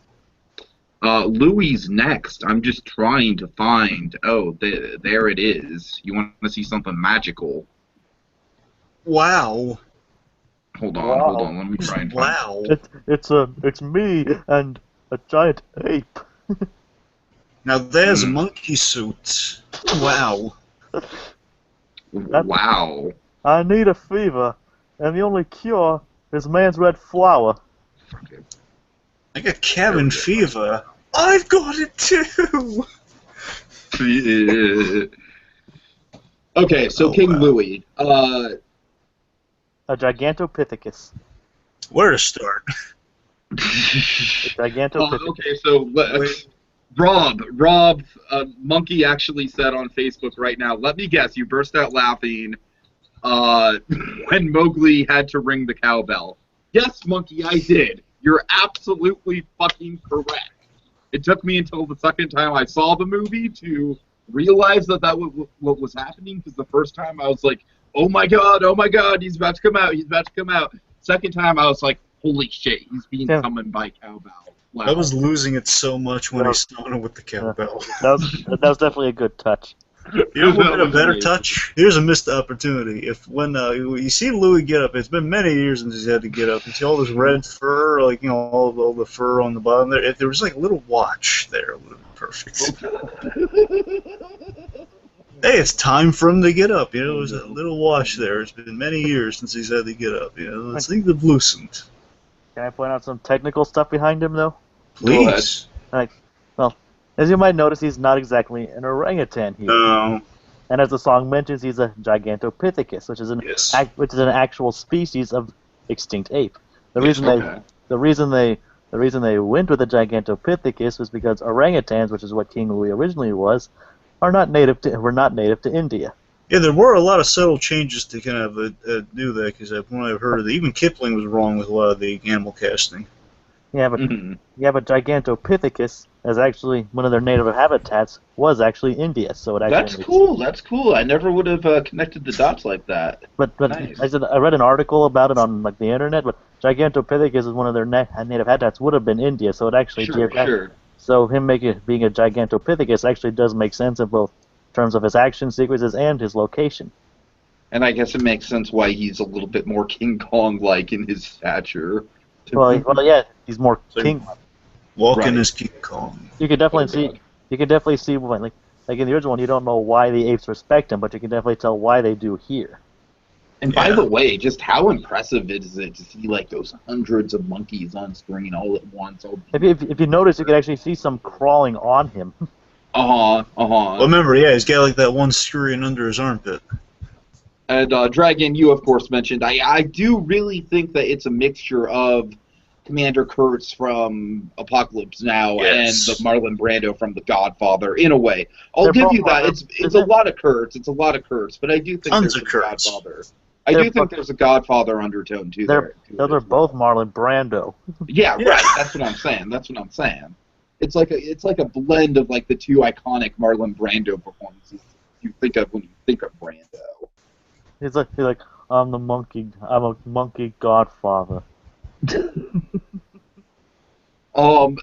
And also, might I just say, as soon as I saw all those stone bricks fall on him, I knew that was kind of going to be the post-credit scene. For a moment, I was a little bit horrified because it looked really brutal when he got hit. It was like, no. You thought they killed off Louis? For a moment, but then I'm looking at all the rubble and they're because they're pulling what just happened to your mic? It's okay. Don't worry about it. Kind of just. She was just like boo boo boo boo boo boo. It's fine. Okay, so Louis, I think that Louis again, he was only in one prominent scene in the original movie, so it fits that he only has one prominent scene here. I don't have as much of a problem with that as I do with the Caw thing that we'll get into. And I think it's for a moment I was thinking, wait, did he die in the book? I didn't read the book. Did he? Did they kill him off? King Louis was never in the book. Yeah, he wasn't in the thank book. you. I know, we Yeah. keep going back and forth. We The speculate on Jungle Book. We keep going back and forth on that. The Banderlog never had a king. Mhm. Alright. Thank you. So it's okay, we're definitely sure, but okay. Can I point out something else, though? Sure. I Want to Be Like You has extended lyrics in this movie. Yes, it does. I know Thanks to Richard Sherman. Yeah. You have same composer for the same songwriter for the original movie. Yes, indeedy. Yep. And they even reference Yes, the fact indeedy. they even reference the fact that he's a Gigantopithecus, which is pretty cool. Yes. I mean, it's something else when you can come up with a rhyme for Gigantopithecus. It says something of your songwriting abilities when you come up with a rhyme and rhythm for Gigantopithecus. Remember, this is the same man that came up with a rhyme for supercalifragilisticexpialidocious. Yes. Okay. Is that about it? By the for way, Louis? John Lasseter can recite backwards, by the way, which is impressive. Okay, so, yeah, right, next character. Okay, Tell me so we got an awesome picture of this one. yeah, I think so. But just give me a moment. But let's talk about it. Caw! One letter away from greatness. Ka! Your mic's acting funky. You know, Khan. It is one Hello? letter away from greatness. You guys hear me? Yep. Yeah. You passed the a 4-picture one that had Ka in it. Yeah, I know. Just keep talking about Anyways. it. I'll find it. Wait a minute. Oh, okay, sorry. There was a 3 grouping of it. I thought it was it. Anyway, so Ka, she's played by Scarlett Johansson, and you're right. You know, it's the fact that it's. Initially, you're wondering why they have to change Ka. You know, we have the wonderful Winnie the Pooh voice. Like We I want said, to the do original Ka, one want something kind of in the vein of that. Like I said, the original one had a feminine voice enough, so it really didn't matter. Mm-hmm. Mm-hmm. Exactly, but the performance was so good, even in the trailer, you hold the trust in me, and then the way it played in this film, it was so good, it didn't matter, you know. It was definitely eerie. Yes, and it's so kind of seductive, you know. It's so hypnotic. It's a hypnotic voice. It is. For a hypnotic character too. Yes, and I was so happy. Right into exposition. And that's my big problem with this. This is a big exposition dump. I thought that there wasn't much more to the scene than that. I thought it was poorly handled. I wish I would have seen more of her, but I didn't. I just thought it was kind of a throwaway opportunity.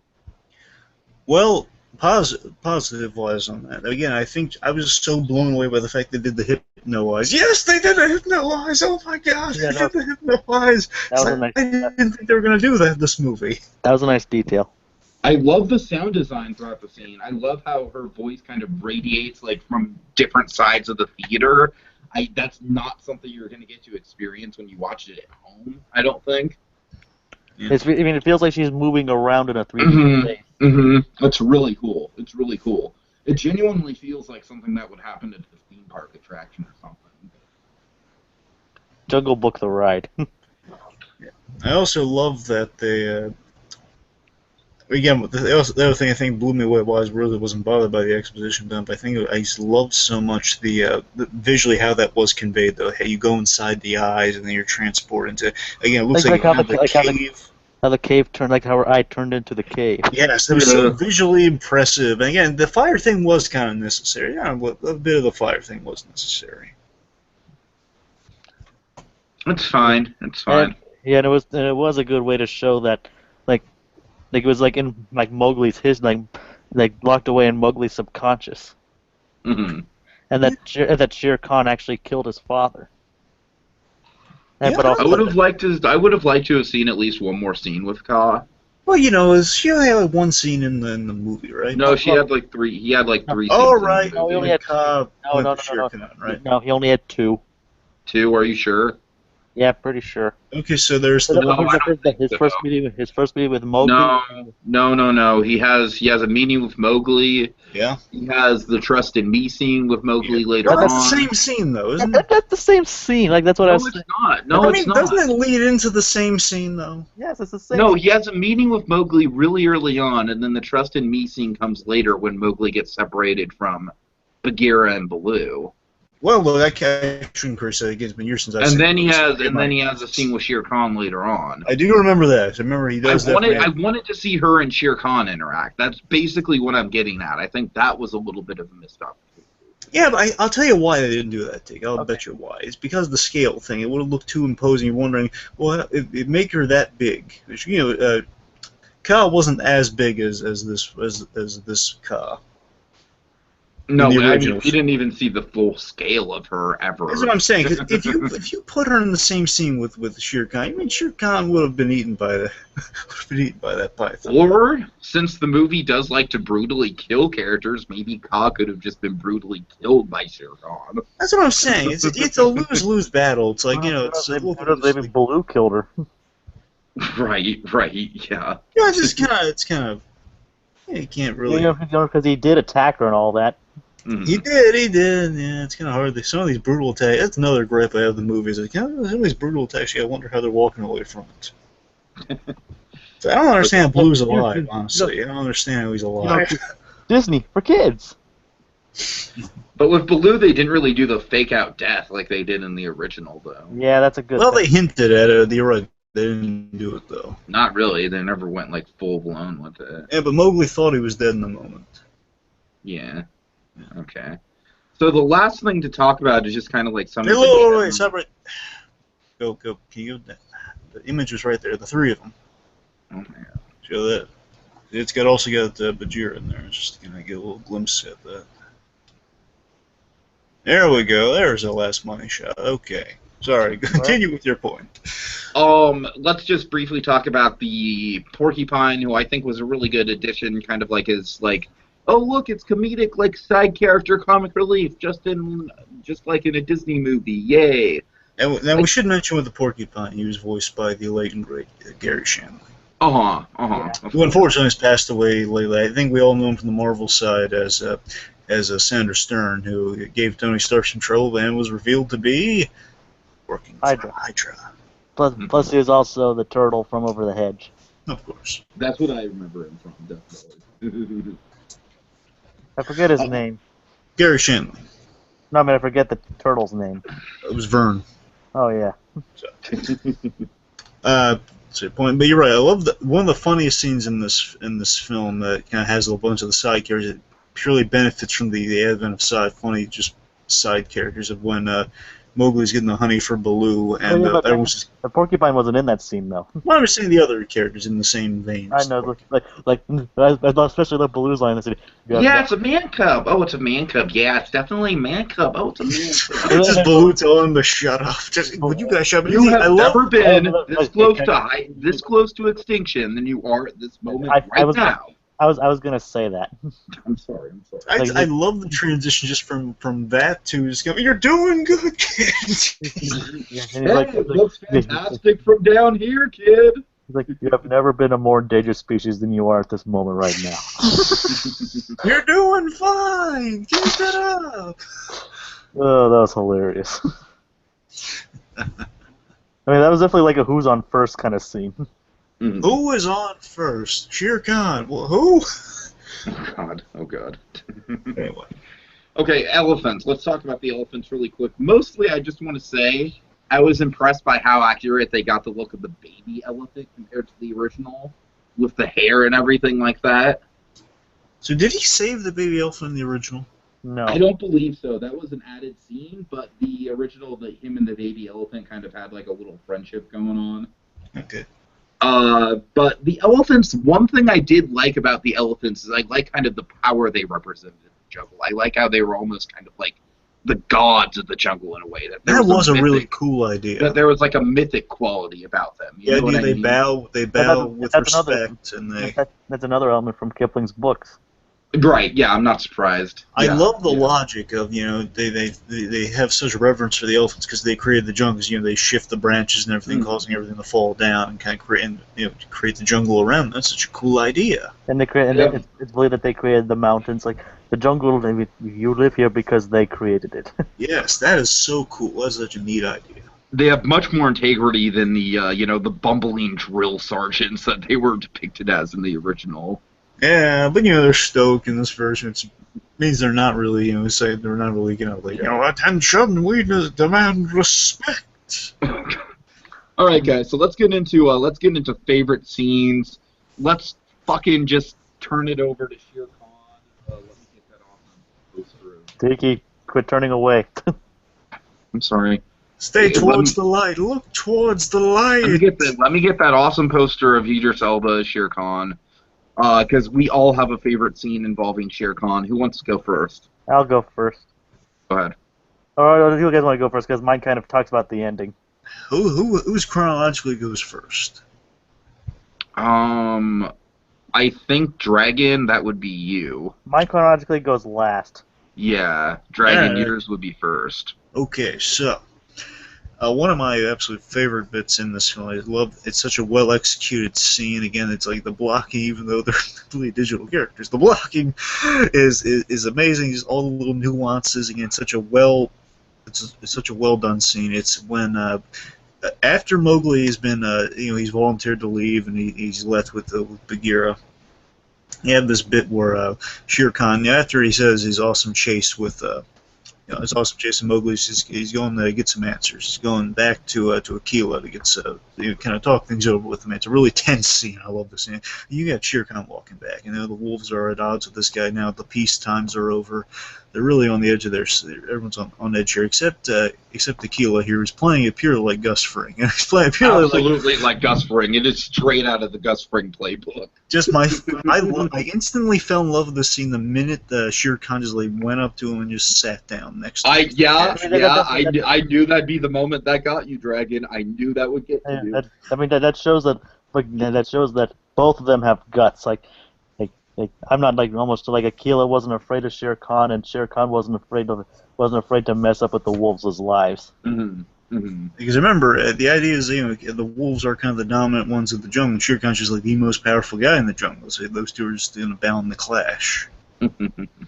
And just the two of these very powerful figures just kind of sit next to each other very casually, and you think everything's good. At the same time, all the wolves are kind of ganging up to protect their boss. There's we're ready to attack this guy at a moment's notice, and just saying, the boy is out of here. There's nothing to worry about.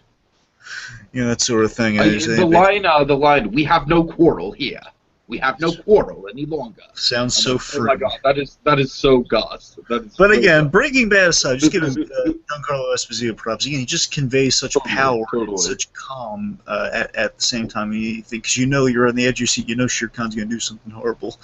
Here, you don't know what he's going to do, but then oh my god, when he turns and did Aquila die in the animated film? No. He was only in the beginning. Yeah, I remember that part. I want to make sure he completely caught me off guard. The wolves are only ever seen in the beginning. They've never seen Aquila's death in this movie is definitely the biggest spoiler of this movie for sure. But it's a very bold choice on the part of the writing and the directing. It's brutal. I mean, you just see the body just limp off that cliff, man. Oh yeah, let's just say this. He grabs Aquila by the throat, Shere Khan takes his jaws, I'll drag him out, and grabs Aquila by the freaking throat and just tosses him away. Yes. And that whole concept, I love that whole concept of bringing Mowgli back into the wolves to get revenge on Aquila, and that being kind of like the driving force of the plot. It all hinges on Aquila's murder right here. It's like this big inciting incident of the plot that just was not in the original at all. I think that is probably among the most clever changes from the original to this. The clever plot for Shere Khan. At the same time, it's kind of again, I love just the simple idea that Keel. It's like an idea. It's in the original stuff that you just kind of forget about. It's like Keel is kind of one of Mowgli's father figures, the one that kind of essentially raised him, and you gotta remember, well, yeah, it's his father, and what's more powerful than if his father gets killed, he's definitely going to come back because he had respect for not only respect for his leader, but again, he viewed this man as kind of a father figure for him. And I was also worried on the point he'd also try to attack Raksha too. Yeah, I was worried for Raksha. Yeah. But again, could you imagine Mowgli's reaction if he killed her? Oh man. Mowgli would have lit that thing ablaze. He would have lit Shere Khan ablaze. Give me some kerosene. Give me some jungle kerosene, and I'll light that thing on fire. Okay. But seriously, it was that just the way that whole scene, that such a tense, well played scene by both actors. I think it's one of the most shocking scenes in any Disney movie. Very shocking end, and then Shere Khan just taking the place of dominance on the rock and just it's like you did not follow reason, so now you will know fear. Yes, and again, also, it's so strategic though. He doesn't have to seek him out, and he has to wait there. And the fact that we have this great little seed set up where the word of Akila's death will spread, eventually getting to Mowgli. Where again, through Louie, a little later on, he finds out you feel so bad for Mowgli. Again, my father's been killed. One of my fathers has been killed. For Shere Khan, it's basically a giant game of chess. Yes. Like he's the king. He's drawing the pawn to him. Totally. Look at this screenshot, folks. I mean, look, it's like you get a sense of this. This is his pet. This is his version of a little kitty cat. That's how imposing and how awesome an actor Idris Elba is. Yeah, this is my pet. Don't take it. Okay. I love his little curious eyebrow raise too. Yes. All right, Tiki, I think your scene's next chronologically. Yeah. Okay, so I love this moment. This moment really gets to me. So Gray is waking up his mother in the middle of the night, and and he's like, "Mommy, wake up!" And then Raja really realizes the cubs are gone, and to her horror, Shere Khan is up there, and Shere Khan is just talking to the cubs as if he's the speech he makes is actually he's actually referencing her in it. The speech is, remind me what the speech is essentially like a mother bird adopting another bird and loving it as her own, and then like the other birds dying because of it. The message is essentially like there's a lot of subtext in that scene. Right. The message is that the cubs are going to die because a mother loved a cub that wasn't hers too much. Yeah, I said there's a lot of subtext in that scene. Like you know what he's talking about, but he's not really talking about it. Totally. That's definitely a well-written scene. It's just like you're just so on the edge of your seat the whole time. It's not below him to kill a cub. No, and then let's talk about that moment. The moment that's just like the heart stopper of the whole thing is when he lets all the cubs go, except for then one. he lowers the paw down on one of them just for an instant. Just to be a cocky bastard about it, and then lets it go. I'm like, oh god. He's playing with them. I think there's a very excellent message in this film for kids watching. He says, "Don't talk to strangers, kids. Just don't talk to strangers." Mowgli, don't talk to snake-like strangers, and don't talk to giant, imposing, blinded, one-eye tigers. But also, the tiger kind of brought that upon him, though. Yeah, but also at the same time, though, with the last line he has is just so fantastic. Though I think they like me. Yeah. Oh my God! Your skin crawls. It's like there's a murderer next to your three children. It's like I think they like me. Like I said, that is genuinely something that fucking Hannibal Lecter or the Joker from The Dark Knight would say. It's like when Hannibal Lecter feeds the kid the brains. He feeds the kid the brains. Oh my God. I think he likes me. Who wants breakfast? I mean, I cannot even describe how tense that scene is in the theater. It's among the highlights of the film. Yeah, but it's definitely a smartly written scene. Mm-hmm. Yes. All right, so Jacob, you have the finale. Take it away. Basically, my favorite scene with Shere Khan is other than the other than everything. I can't single out everything, but if I had to single out one particular scene, it would definitely be Mowgli's confrontation between him at the end. Like how Mowgli uses what he's learned throughout the movie, the whole dead tree thing, to lure Shere Khan into a trap that he accidentally set up. And when the entire their dialogue towards each other, like, do you think you'd last longer against me than your father did? Or Akela? Then Akela. And the way he says Akela, just like, I I mean, he's taunting Mowgli now. It's like he's like trying to get him to come closer to him. Like, I don't know how, but somehow that tiger has a Joker smile. I don't know how they achieved it. It's more about like when Mowgli and Shere Khan's interactions with each other in that particular scene. Totally. Like, do you think you'd last? Do you think you could? Do you think I'd let you live long? That you'd last longer than your father did? Or Akela? That's what got him. Like he's like that was definitely one of his power plays. Like he was trying to get him to come closer to him. like I'm luring you closer using your family. That was kind of like the moment in Return of the Jedi where Vader's like, well, if I can't turn you to the dark side, perhaps your sister, and then Luke just fucking loses it. Oh yeah, and Vader's like, what? Okay, this is a mistake. Like, oh shit. Oh crap. Yeah, but how the entire jungle turns against him, like it was originally it's like how much of your family is one man cub worth? But then they realize like at this point they pretty much had enough is enough. We're tired of living in fear of you, and they all just go nuts at him. Like they said, it's not just for Mowgli, and it's more for the sake of the entire jungle. It's like they're trying to save the entire jungle when they're stopping Shere Khan. Yeah, definitely. Not just Mowgli. And you definitely get that sense that it's for the sake of everybody. So they don't have to live in fear.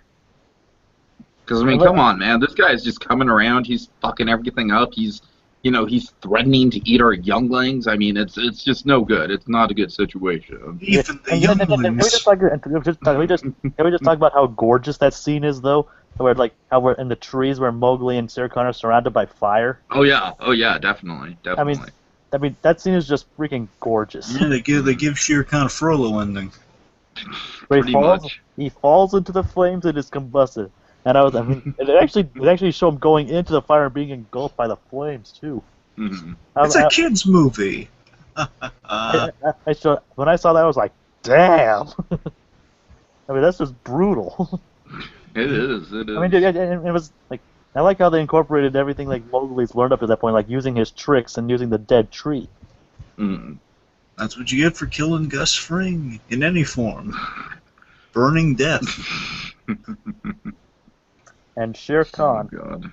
Shere Khan definitely met his end in the way that he feared most. He lived in fear of the fire and died by the fire. Yes. It's definitely poetic. Like I said, it's poetic. And he was killed by he was killed by the son of the man he killed. If you place it like this, he was killed by the son of the man who scarred him.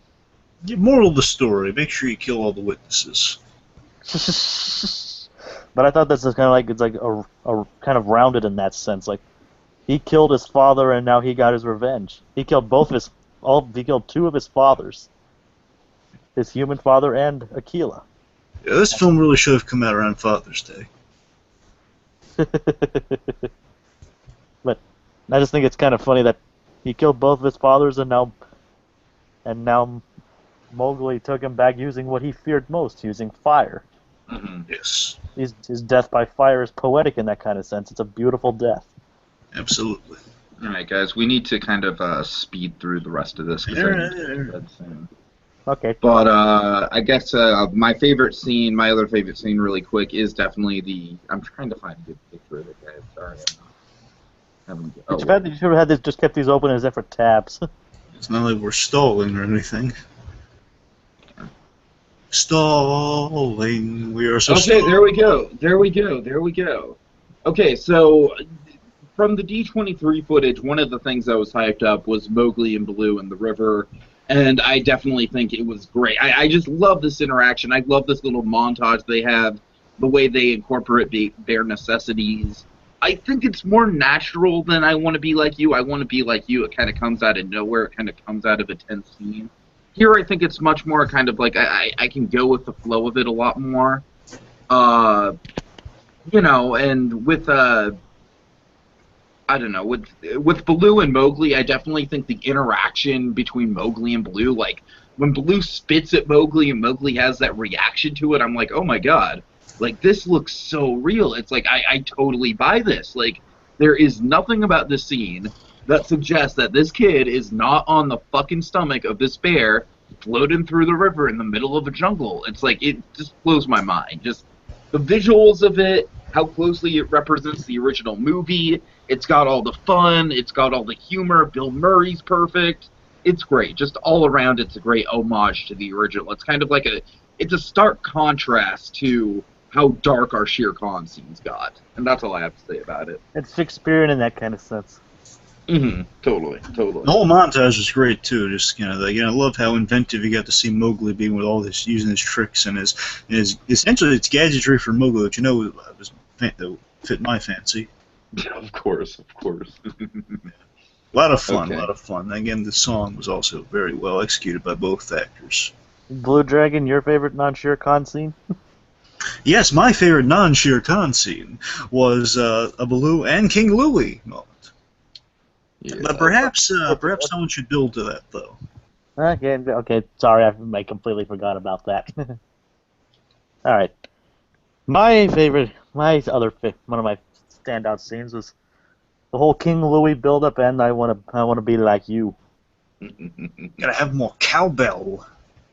Yeah, we definitely got cowbell in this movie. We definitely got cowbell. Take some ice cream, rub it on your head. God. Papayas. I have a fever, and the only cure is man's red flower. Man's red flower. Got ears, kid. Yeah. I have ears. My ears have ears. But go ahead, Jacob. My realtor's gonna hate me.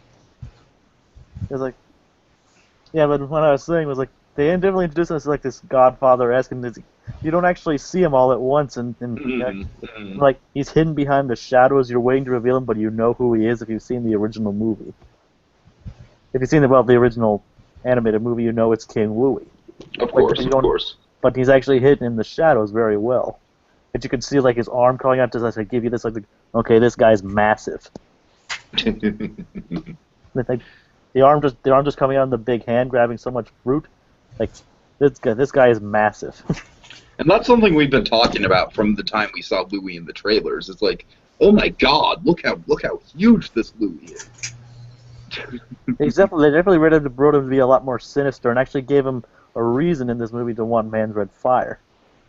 He actually wants the corner of the market. Yeah, he wants power. He as he mentioned, to be on the top of the food chain. Yeah. He wanted to be on top of the food chain. Like it's like the only thing that's keeping me from there is man's red flower. So they actually gave him a reason instead of just randomly wanting it for some reason in the original movie. I mean, I think in the original it is kind of the same thing, but they just convey it better here, and he has more menace here. So, in the original, it's definitely like he's like, oh, I want it because I want to be just like man, and that's kind of the whole point of I want to be like you. It's more just kind of like he wants to integrate into man's society. And here he genuinely wants the power. So yeah, there is a little bit more of a malicious intent here. Yeah, I see your point. Mm-hmm. Yeah, but I just like the way Christopher Walken definitely oozes menace here. It's like kind of like Shere Khan. But at the same time, the whole fucking scene plays out like a parody of Christopher Walken. Yeah, like the whole falling papaya sound. Mary calls it the sound of the rolling papayas. It's such a referential thing where it's like he summons him by a cowbell. Come on! Again, the only thing that could have made it better is if there was a little watch. Maybe when it comes out on DVD, there's a little watch we're not seeing. Or he could have called something a walk-in closet or something. Come into my walk-in closet. Yeah. Well, they actually did have the walk-in closet in the Super Bowl. Dylan. I have black socks. Oh God. You can borrow them if you want to, Dylan. They're right here. Rebecca, she can't have pink socks because I'm Shut wearing up about Rebecca. I have pink things to say socks. about Rebecca. I have things to say about Rebecca, my friend. We'll get there. What do you have against Chuck McGill's wife? Nothing. I don't have anything against that, Rebecca. Okay, back on Anyway. this. But We're yeah, losing Wild here. Let's not go crazy.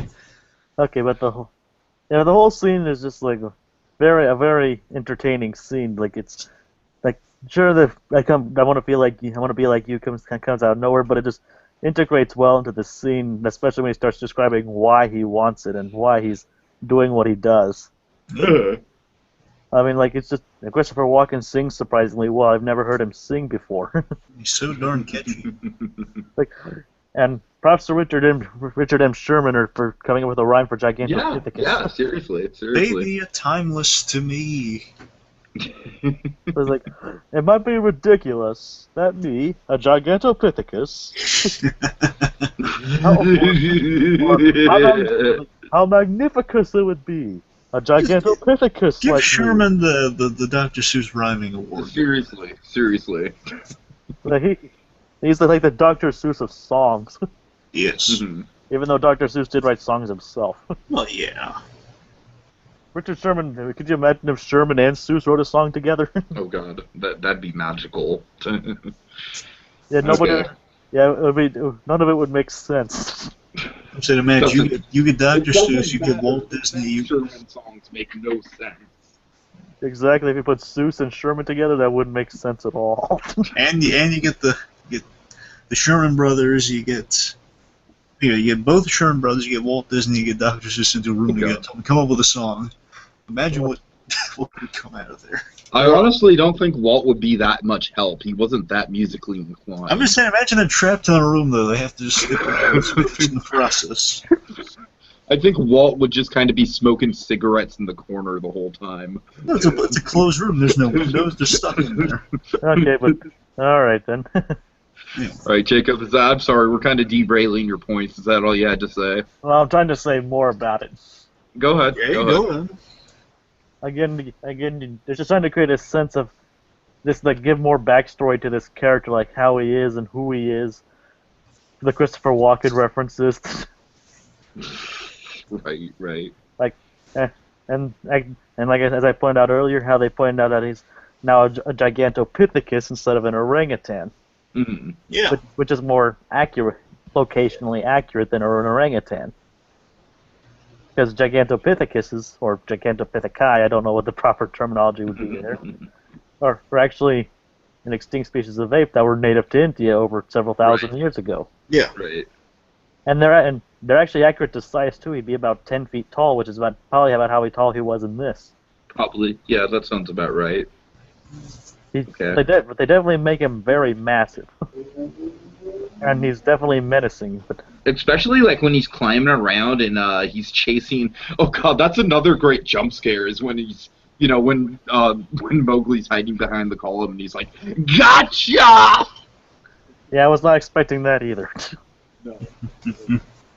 Wait. Big question. $1 million question. Million papaya question. Batman is Bruce Wayne? Why is he dressed up like Batman? I don't get it. You do a good Christopher Walken. I try. You kind of sound Right. like a younger Christopher Walken. So I kind of want to transition if that's okay. Hey, so my last Louis again. We go from all that to all walking. Okay, I guess I'm kind of. Let me just say that Christopher Walken nailed the scene. He was perfect, and a surprisingly good singer too. Yeah. Yes, indeed. Plus the fact that he was amazing in the end credits. Oh yeah, absolutely. Those end credits were great. I think And the best part of the song was when he How went. fun was it when How fun was it when the scale got all shifted around with the book? Yeah. Like the mouse would be the size of the tree and everything. That was super cool. Anyways. But yeah, also the just the with less when he goes ooh, he like throwing all the stuff around there. It's like he's hitting and it's just awesome. The use of space in that location. Anyway, so what I love right before kind of we get those jump scare moments, I love it when Baloo distracts. Once they're on ground level, Baloo's in charge. He's got a plan. Is that the King Louie? Plays it like a fanboy, you know. Oh, King. Oh, it is such a pleasure to meet you here. I'm a little embarrassed. You know, the point is, it's Bill Murray riffing, and it's awesome. And just Louis' reaction was like, "Who are you?" And he's not buying any of it. Just throw him off the cliff. And Baloo just just shrugs him off. He's like, "Okay, that's absolutely fine. That's understandable. I did come in here uninvited. That's cool. I just wanted to propose something to you." The idea it's a bear going up against a legion of tiny monkeys, you know. He's going to toss them around like rag dolls. It's fine, you know. Thing is, he's just stalling for time. Makes all the sense in the world. If Louis wants Baloo out there, he's going to have to do it himself. Anyway, so point is, it's such a great scene, such a great comedic scene. Again, Louis just playing straight, being off his guard. The scene just kind of befuddled Christopher Walken. Like, we see Bagheera. What am I looking at? Bagheera is trying to get Mowgli to kind of walk past Louis, and it's really tense. Oh, yeah. It's tense and funny at the same time. Very good scene. Anyway, so it's... my favorite line from Murray in there is Murray's like, you know, he's super stalling in terms of like, now, I wanted to make this proposal to you, and again, only if you are open to this, and again, I want to stress again, only if you're open to this proposal, but again, I want to stress. like you could tell he was stalling. Yeah, like totally. He basically had nothing. Seriously, Bill Murray and Christopher Walken have to do a movie together. I would love to see that. No, you know what you need to do? You just need to make fucking Tailspin with these two characters, with the Bill Murray Baloo and the Christopher Walken King Louie. People have been mentioning they want to see a Tailspin after this. Could you imagine this Christopher Walken King Louie in a Tailspin movie on a fucking... I don't think he filmed the plane, though. You have to have, like, a really big plane. So you would have a Kevin Smith too fat to fly. Can you see this Baloo flying a plane? I could see this. I could see him flying a plane, yes, but I couldn't see Louis as a passenger. It was like a very big cargo plane. Right. Okay. Right. So should we go really quickly? I was surprised to see that King Louis survived the temple collapsing on top of him. Yeah, it looked really brutal, didn't it? Maybe it was just like they just wanted him for the credits, and he actually did die. Well, the minute they were digging him out, I figured he was alive. I was saying, okay, we didn't see a body, so yeah, okay, he's probably alive. I mean, like I said, I kind of called the fact that he was going to show up in the post-credits, or at least during the credits somehow. Because I knew there wasn't a post-credit scene to the movie going into this thing, so I was thinking, oh no, that might be all we get. But then we had an awesome end credit sequence, which we'll get to in the effects section. Christopher Walken singing the full version of "I Want to Be Like You." Okay, so pros and cons, guys. We're going really long, so let's. Okay, strengths. We've gone over a lot of this already, so let's just kind of blow past the familiar stuff. Okay, you know, the kid, Neil Sethi, he was great. The cast, excellent. The effects and the setting, sublime. Wonderful. We have a great score and some excellent songs. Have been retooled slightly, but still kind of capture the original vibe. I like how they incorporated a lot of the score of the original too. Like, yes, obviously the bare necessities, but. The opening theme is exactly the same too. Like, exactly. I love how it's exactly the same, just orchestrated differently. Yeah, I love how inventive it is. Again, I love you seeing Mowgli and his schemes and his little his inventions of how to kind of convey. You get all the honey down for Baloo and all that stuff. I love how. You have inventive portions like that. Again, I love them retooling older ideas and making them really work well. And just kind of like the idea as a wolf father. So why don't you play with that? You know, kind of make it full circle and have reasons why he would come back there. You know, I love these little details. In the end, Louis as kind of as an Apocalypse Now Brando. I mean, really inventive ideas all around there. But still, at its core and biggest strength of the film, I think overall, is it has the heart of the original, but it's not a carbon copy. It's not just a remake for it's Cinderella. It had few variations. The variations were good, but again, there were still a lot of mistakes in there. Mm-hmm. This, on the other hand, this again, it was in the spirit of the original. You felt the magic of the original, but again, it gave you some new stuff at the same time. It kind of gave you a fresh experience with the movie. Plus, but it's a good marriage of the Kipling works and the Disney film. Exactly, it's Definitely. a fresh experience that you wanted. I mean, they changed enough to they didn't change too much. Okay, let me try to get organized this. They didn't change too much where it's unrecognizable from the original, but they also changed enough where it also seems fresh and new. Mm-hmm. Yeah. And I definitely think it's the most successful Disney remake to date, I'll at give least you in that. terms of the modern era of remakes that they 95% on Rotten Tomatoes speaks for that. 7. Yeah. Sorry. I mean, if I can throw out, that's a rare feat. 95% for a live action adaptation of an animated movie for 170 reviews. That's some great ratings. Mhm. Mm-hmm. If I can throw out just a couple cons, I know there's not much with this movie. Like I said, I do think that the Bagheera and Baloo stuff is maybe a little rushed. I would have liked to see a couple more scenes with them, establishing their dynamic. Bill Murray Baloo's great. I just don't think he's quite as good as the way that he was written in the original. Again, it's a different character. It's more of a friend dynamic as opposed to a fatherly dynamic that they had going on in the original. You're missing the whole dilemma with Baloo, which is a huge part of that movie and a huge part of why that movie worked. And you take that That's away, what I'm it's saying. not. That's what I'm saying. We still have some great, charming stuff with Baloo, but it's missing kind of something that the original really It's had. like Mowgli and Baloo are basically like really good co-workers together. Like, Yeah. they're buddies, but it's like like you said, like the Papa Bear stuff is missing. Yeah. I wasn't crazy about the Baloo misunderstanding, the whole, get out of here, go on, get sort of bit that just kind of gets swept under the rug. Yeah, I wasn't crazy about that Did we either. really need that? Can't Baloo just kind of tell him the facts and just, Sure. He just says, I don't like it. Fact is, I never liked you, kid. Also, as much as Mowgli wouldn't have listened to him then. Uh-huh. Yeah. So he kind of had. If Mowgli told him if he told him like you have to go, he wouldn't have gone. But he had to tell him that he didn't like him anymore. Yeah. I don't know, I'm a little mixed on it. I just think it's a very stock thing to do. The whole like, oh, I never wanted you any. I mean, I understand where you're coming from, Jacob. That is like kind of the convenience of the plot. That is what they're trying to say in the plot. It didn't sit well with me. It's less the fact that it happens. I mean, I'm glad they focus on it too much. But again, this is my main gripe, I guess, with the weaknesses, is that it kind of blends into it. Is that I think we kind of rushed to the third act after the Louis stuff. We kind of rushed to the third act. Don't know, it's a big thing.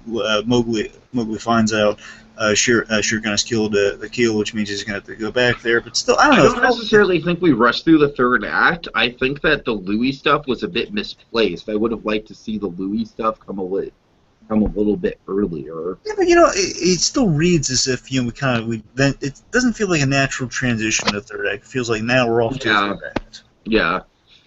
But Also, overall, very, very solid movie. No Sam Rockwell Vulture, unfortunately. Oh, unfortunately. But again, I love how the vultures were used. They're like the calling sign of Shere Khan. So the vultures in there somehow. Why would Sam Rockwell be a vulture? I'm just saying Sam Rockwell. Inside joke.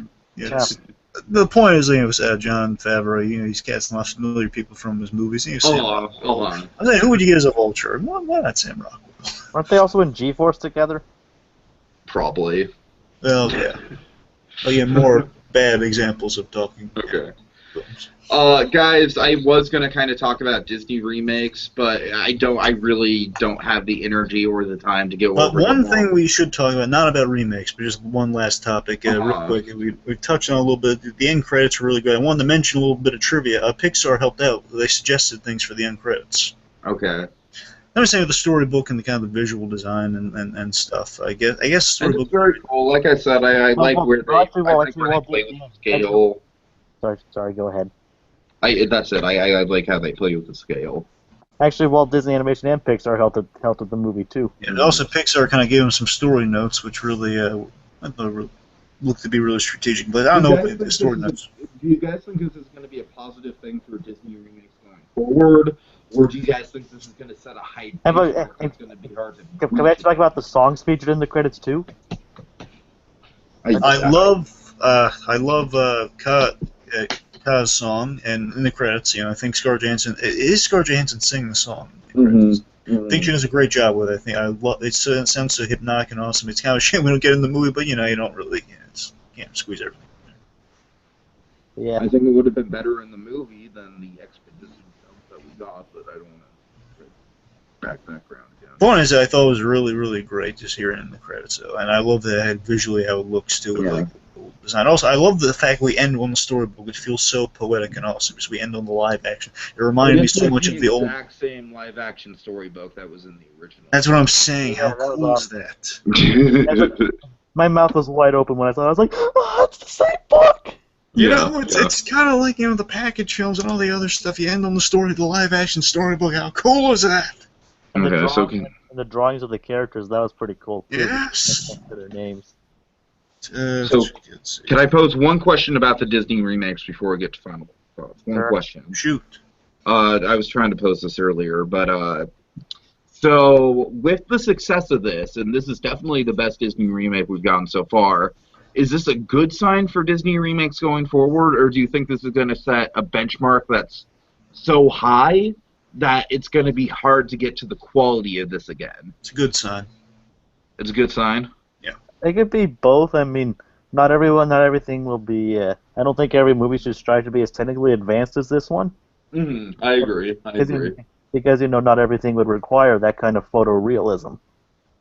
Right. Not every kind of movie remake would require that kind of photorealism. I don't think any of us are, hoping that Dumbo is going to be good as this. Well, let me say this. There are 4 films that have been announced remakes-wise so far, and 3 of them I'm a little more open-minded to than I would have been before. One of them, Beauty and the Beast, it's not that that one we'll see, because they have some good casting going on there, which is a little reminiscent of this, so I'll give that a shot.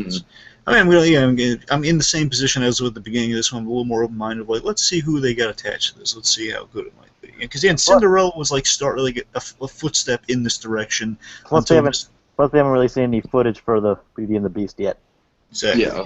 But I'm saying, Cinderella was a step in the direction of let's kind of spice things up a little bit. And this one was the prime example of what you want to do with this sort of thing. Again, Beauty and the Beast seems like it might be kind of a big telling step going forward. I'm a little more open. I'm more open-minded to Dumbo, but again, if Tim Burton really brings his style and makes it really interesting, we'll see. I'm not open-minded to Dumbo at all. But I'm saying after this movie, I'm a little more. I'm gonna at least hear. I'm gonna see. When we get a trailer, I'll pass judgment like anyone. I'll be interested to see the trailer, but just to kind of see, all right, how much did Tim fuck this up? I'm saying if there's a stop-motion Dumbo, I could be impressed by that. Yeah. I'm saying we'll see. We'll see how strategic they are with things. Anyway, again, we saw the technology used in this for the talking animals. I don't know. Uh-huh. Point. That's the last thing. Mulan. I think after this movie looks a lot better on the horizon. If they can kind of capture the spirit of the original like that. I don't know. What if they'll I do? think Mulan, it's so weird though, because I remember when fucking Mulan came out, so it's that shit was barely even 20 years ago at this point. I'm just saying I'm a little more. I'm less just kind of it'll never work. I'm saying okay, let's see where it goes. What do you think they do with Mushu in that movie? I would hope that they'd make him a little bit more badass. Do you think they could get Eddie Murphy again? Why can't they get Eddie Murphy? They should get someone like Michael Keaton to do it. I don't know about that. Well, Michael Keaton's really cool. I would actually want an Asian. I'm Mushu. I would want an Asian doing Mushu. I don't know who that would be though. Donnie Yen, maybe? Maybe. I was thinking maybe Stephen Young. Well, alright, it's not okay. anyways. Guys, I'm tired. Let's get to final thoughts. Okay, so I thought this movie was a very satisfying introduction for a new. I thought this movie was very satisfying. I also think it's a satisfying introduction for a new generation with the magic of the original, with modern technology opposed to kind of the old style we had beforehand. But it's in the same spirit, just creating something with the tools available that's going to be conveying a beloved story. And it has some of that Walt magic, and it really transfers through. It comes through and Favreau accomplished what he set out to do. Give the lovers, the dreamers, and him the same Muppets thing we've used before, so on and so forth. Jacob? I kind of have to go with what Blue Dragon said, but I like how it tries to be its own thing instead of, we're trying to just be like the original, but live action. No, it tries to find its own identity and succeeds. Mm-hmm. But it also succeeds in not overshadowing the original either. It stands on its own, but like it doesn't stand. It doesn't stand in the. Neither one stands in their own shadow. They stand side by side, like as their own experience. Instead of just like, oh, it's just, the same thing but live action. They stand side by side and they could just be their own equally fun experience. Totally. Which is a rare accomplishment for this kind of thing. Yeah, like I said, this is. I'm sorry. Go ahead. I said it's kind of a rare achievement for them to accomplish something like that, and I was deeply satisfied, and the hype for this was definitely met. I mean, I spent $9 to see this movie, and I think it's definitely well worth it. You only spent $9 for IMAX 3D. That sounds like a deal. Well, yeah, I saw it at 12:45. Oh, okay, that makes sense. I saw a matinee show. The cheapest IMAX 3D to me would be in San Francisco, and I can't imagine it be that cheap in San Francisco. Well, I'm in Columbus, Ohio, so. There we go. That makes sense. Well, Anyways, I guess. It's still like a 10-story tall theater, so. Yeah. But yeah, it was definitely well worth it. Plus, I basically got the ticket for free because of Stubbs rewards. Oh, cool. How cool are Stubbs cards? Yeah, definitely. I got a free ticket out of this, and I got to see this, so. And this podcast was brought to you by Stubbs, who actually what it was brought to you by and what we are endorsing. I'm sorry, not brought to you by whatever, because we could be sued for that, but what we are also plugging at the same time is the Movie Machine podcast. We're also plugging the Jungle Book. The Movie Machine podcast, they just released their new live episode, featuring Duck Washington. Oh, yeah, Commander Cobalt from Super Academy. Yeah! Don't miss him. It was filmed live during a comedy event. We need guest stars. I know. Well, unless you count me as a guest star. We do count you. Oh, you're guest-ish. Yeah, Guest-ish. I'm becoming more regular, but... Yeah. That's the thing. You're kind of like when a TV show has like a character, it's like in every episode, they wait till the new season to put them in there. I'm a recurring character. All right, so yeah. So hotchocolatemedia.net, folks. Hotchocolatemedia.net for the movie. Not .com, .net. .com. That's the homepage of Kyle Decker's evil twin, Tim Decker. Yeah. Yeah, but, okay. Yeah, but final thoughts on the movie, I definitely recommend seeing it. I mean, it's definitely quite an achievement in both storytelling and technical achievements. I mean, if this doesn't win an Oscar, I'm going to be surprised unless something else comes out this year that tops it. I'd be shocked if this doesn't win Best Visual Effects. Yeah. Unless something else comes out this year that tops it. Right. Leave it to Jon Favreau that dazzles yet again with another awesome movie. Okay. And that's pretty much had all I have to say in terms of my final thoughts. But I'm so tired at this point. I'm sorry, guys. It's a great movie. It's a great technical achievement. Like I said, I kind of think it stands below a movie like Zootopia or a movie like Deadpool, which kind of definitely were more fresh and unique than something like this. I can agree with that. Yeah, but it was a really good kind of blend of the old school and the Kipling stuff. I thought they did have a lot of Walt sensibilities in there, and this will be my final thought. I think this is a movie that Walt Disney himself would be proud of, with the way that they use the effects to tell the story in a very compelling sort of way. I think Walt would look at this movie and he'd be like, my gosh, this is really something. It's basically a modern-day Roger Rabbit kind of thing. Yeah, in a way. I think it's even more impressive than Roger Rabbit. Well, except for the fact that was 2D animation with live action, and this is basically live action CGI. Not exactly fair to compare the two. Yeah, it's not. And also, Roger Rabbit had a lot of scenes that were just live action. Well, you know what? Walt might on the basis of the Alice comedies, but kind of more technological. That's true. Yeah, Walt's always been striving for special effects, and he would definitely be proud of the special effects in this. Totally. Live action actor surrounded by beautiful animation. Like I said, I basically call this live action CGI. Mm-hmm. I mean, it's so good you can't even tell it's fake. All right, Nintendo, you need to make a Star Fox movie in this style. That's all I'm saying. Oh God, no, not realistic. Yes. Dear Nintendo, I'm a concerned citizen. I want to know why there's not a Star Fox. Well, there's Star Fox Zero coming out. Let's see how that. I know. Okay, guys. I think that'll about do it. Thank you, Jacob, for coming on. You're welcome. And not represent. We're not sponsored by Nintendo. No, we're not. Thank you, Dragon, for coming on. No problem. All right. And remember, and good night. We want to be like you. Ooby doo. We want to be like you. Ooby doo. I don't eat hot.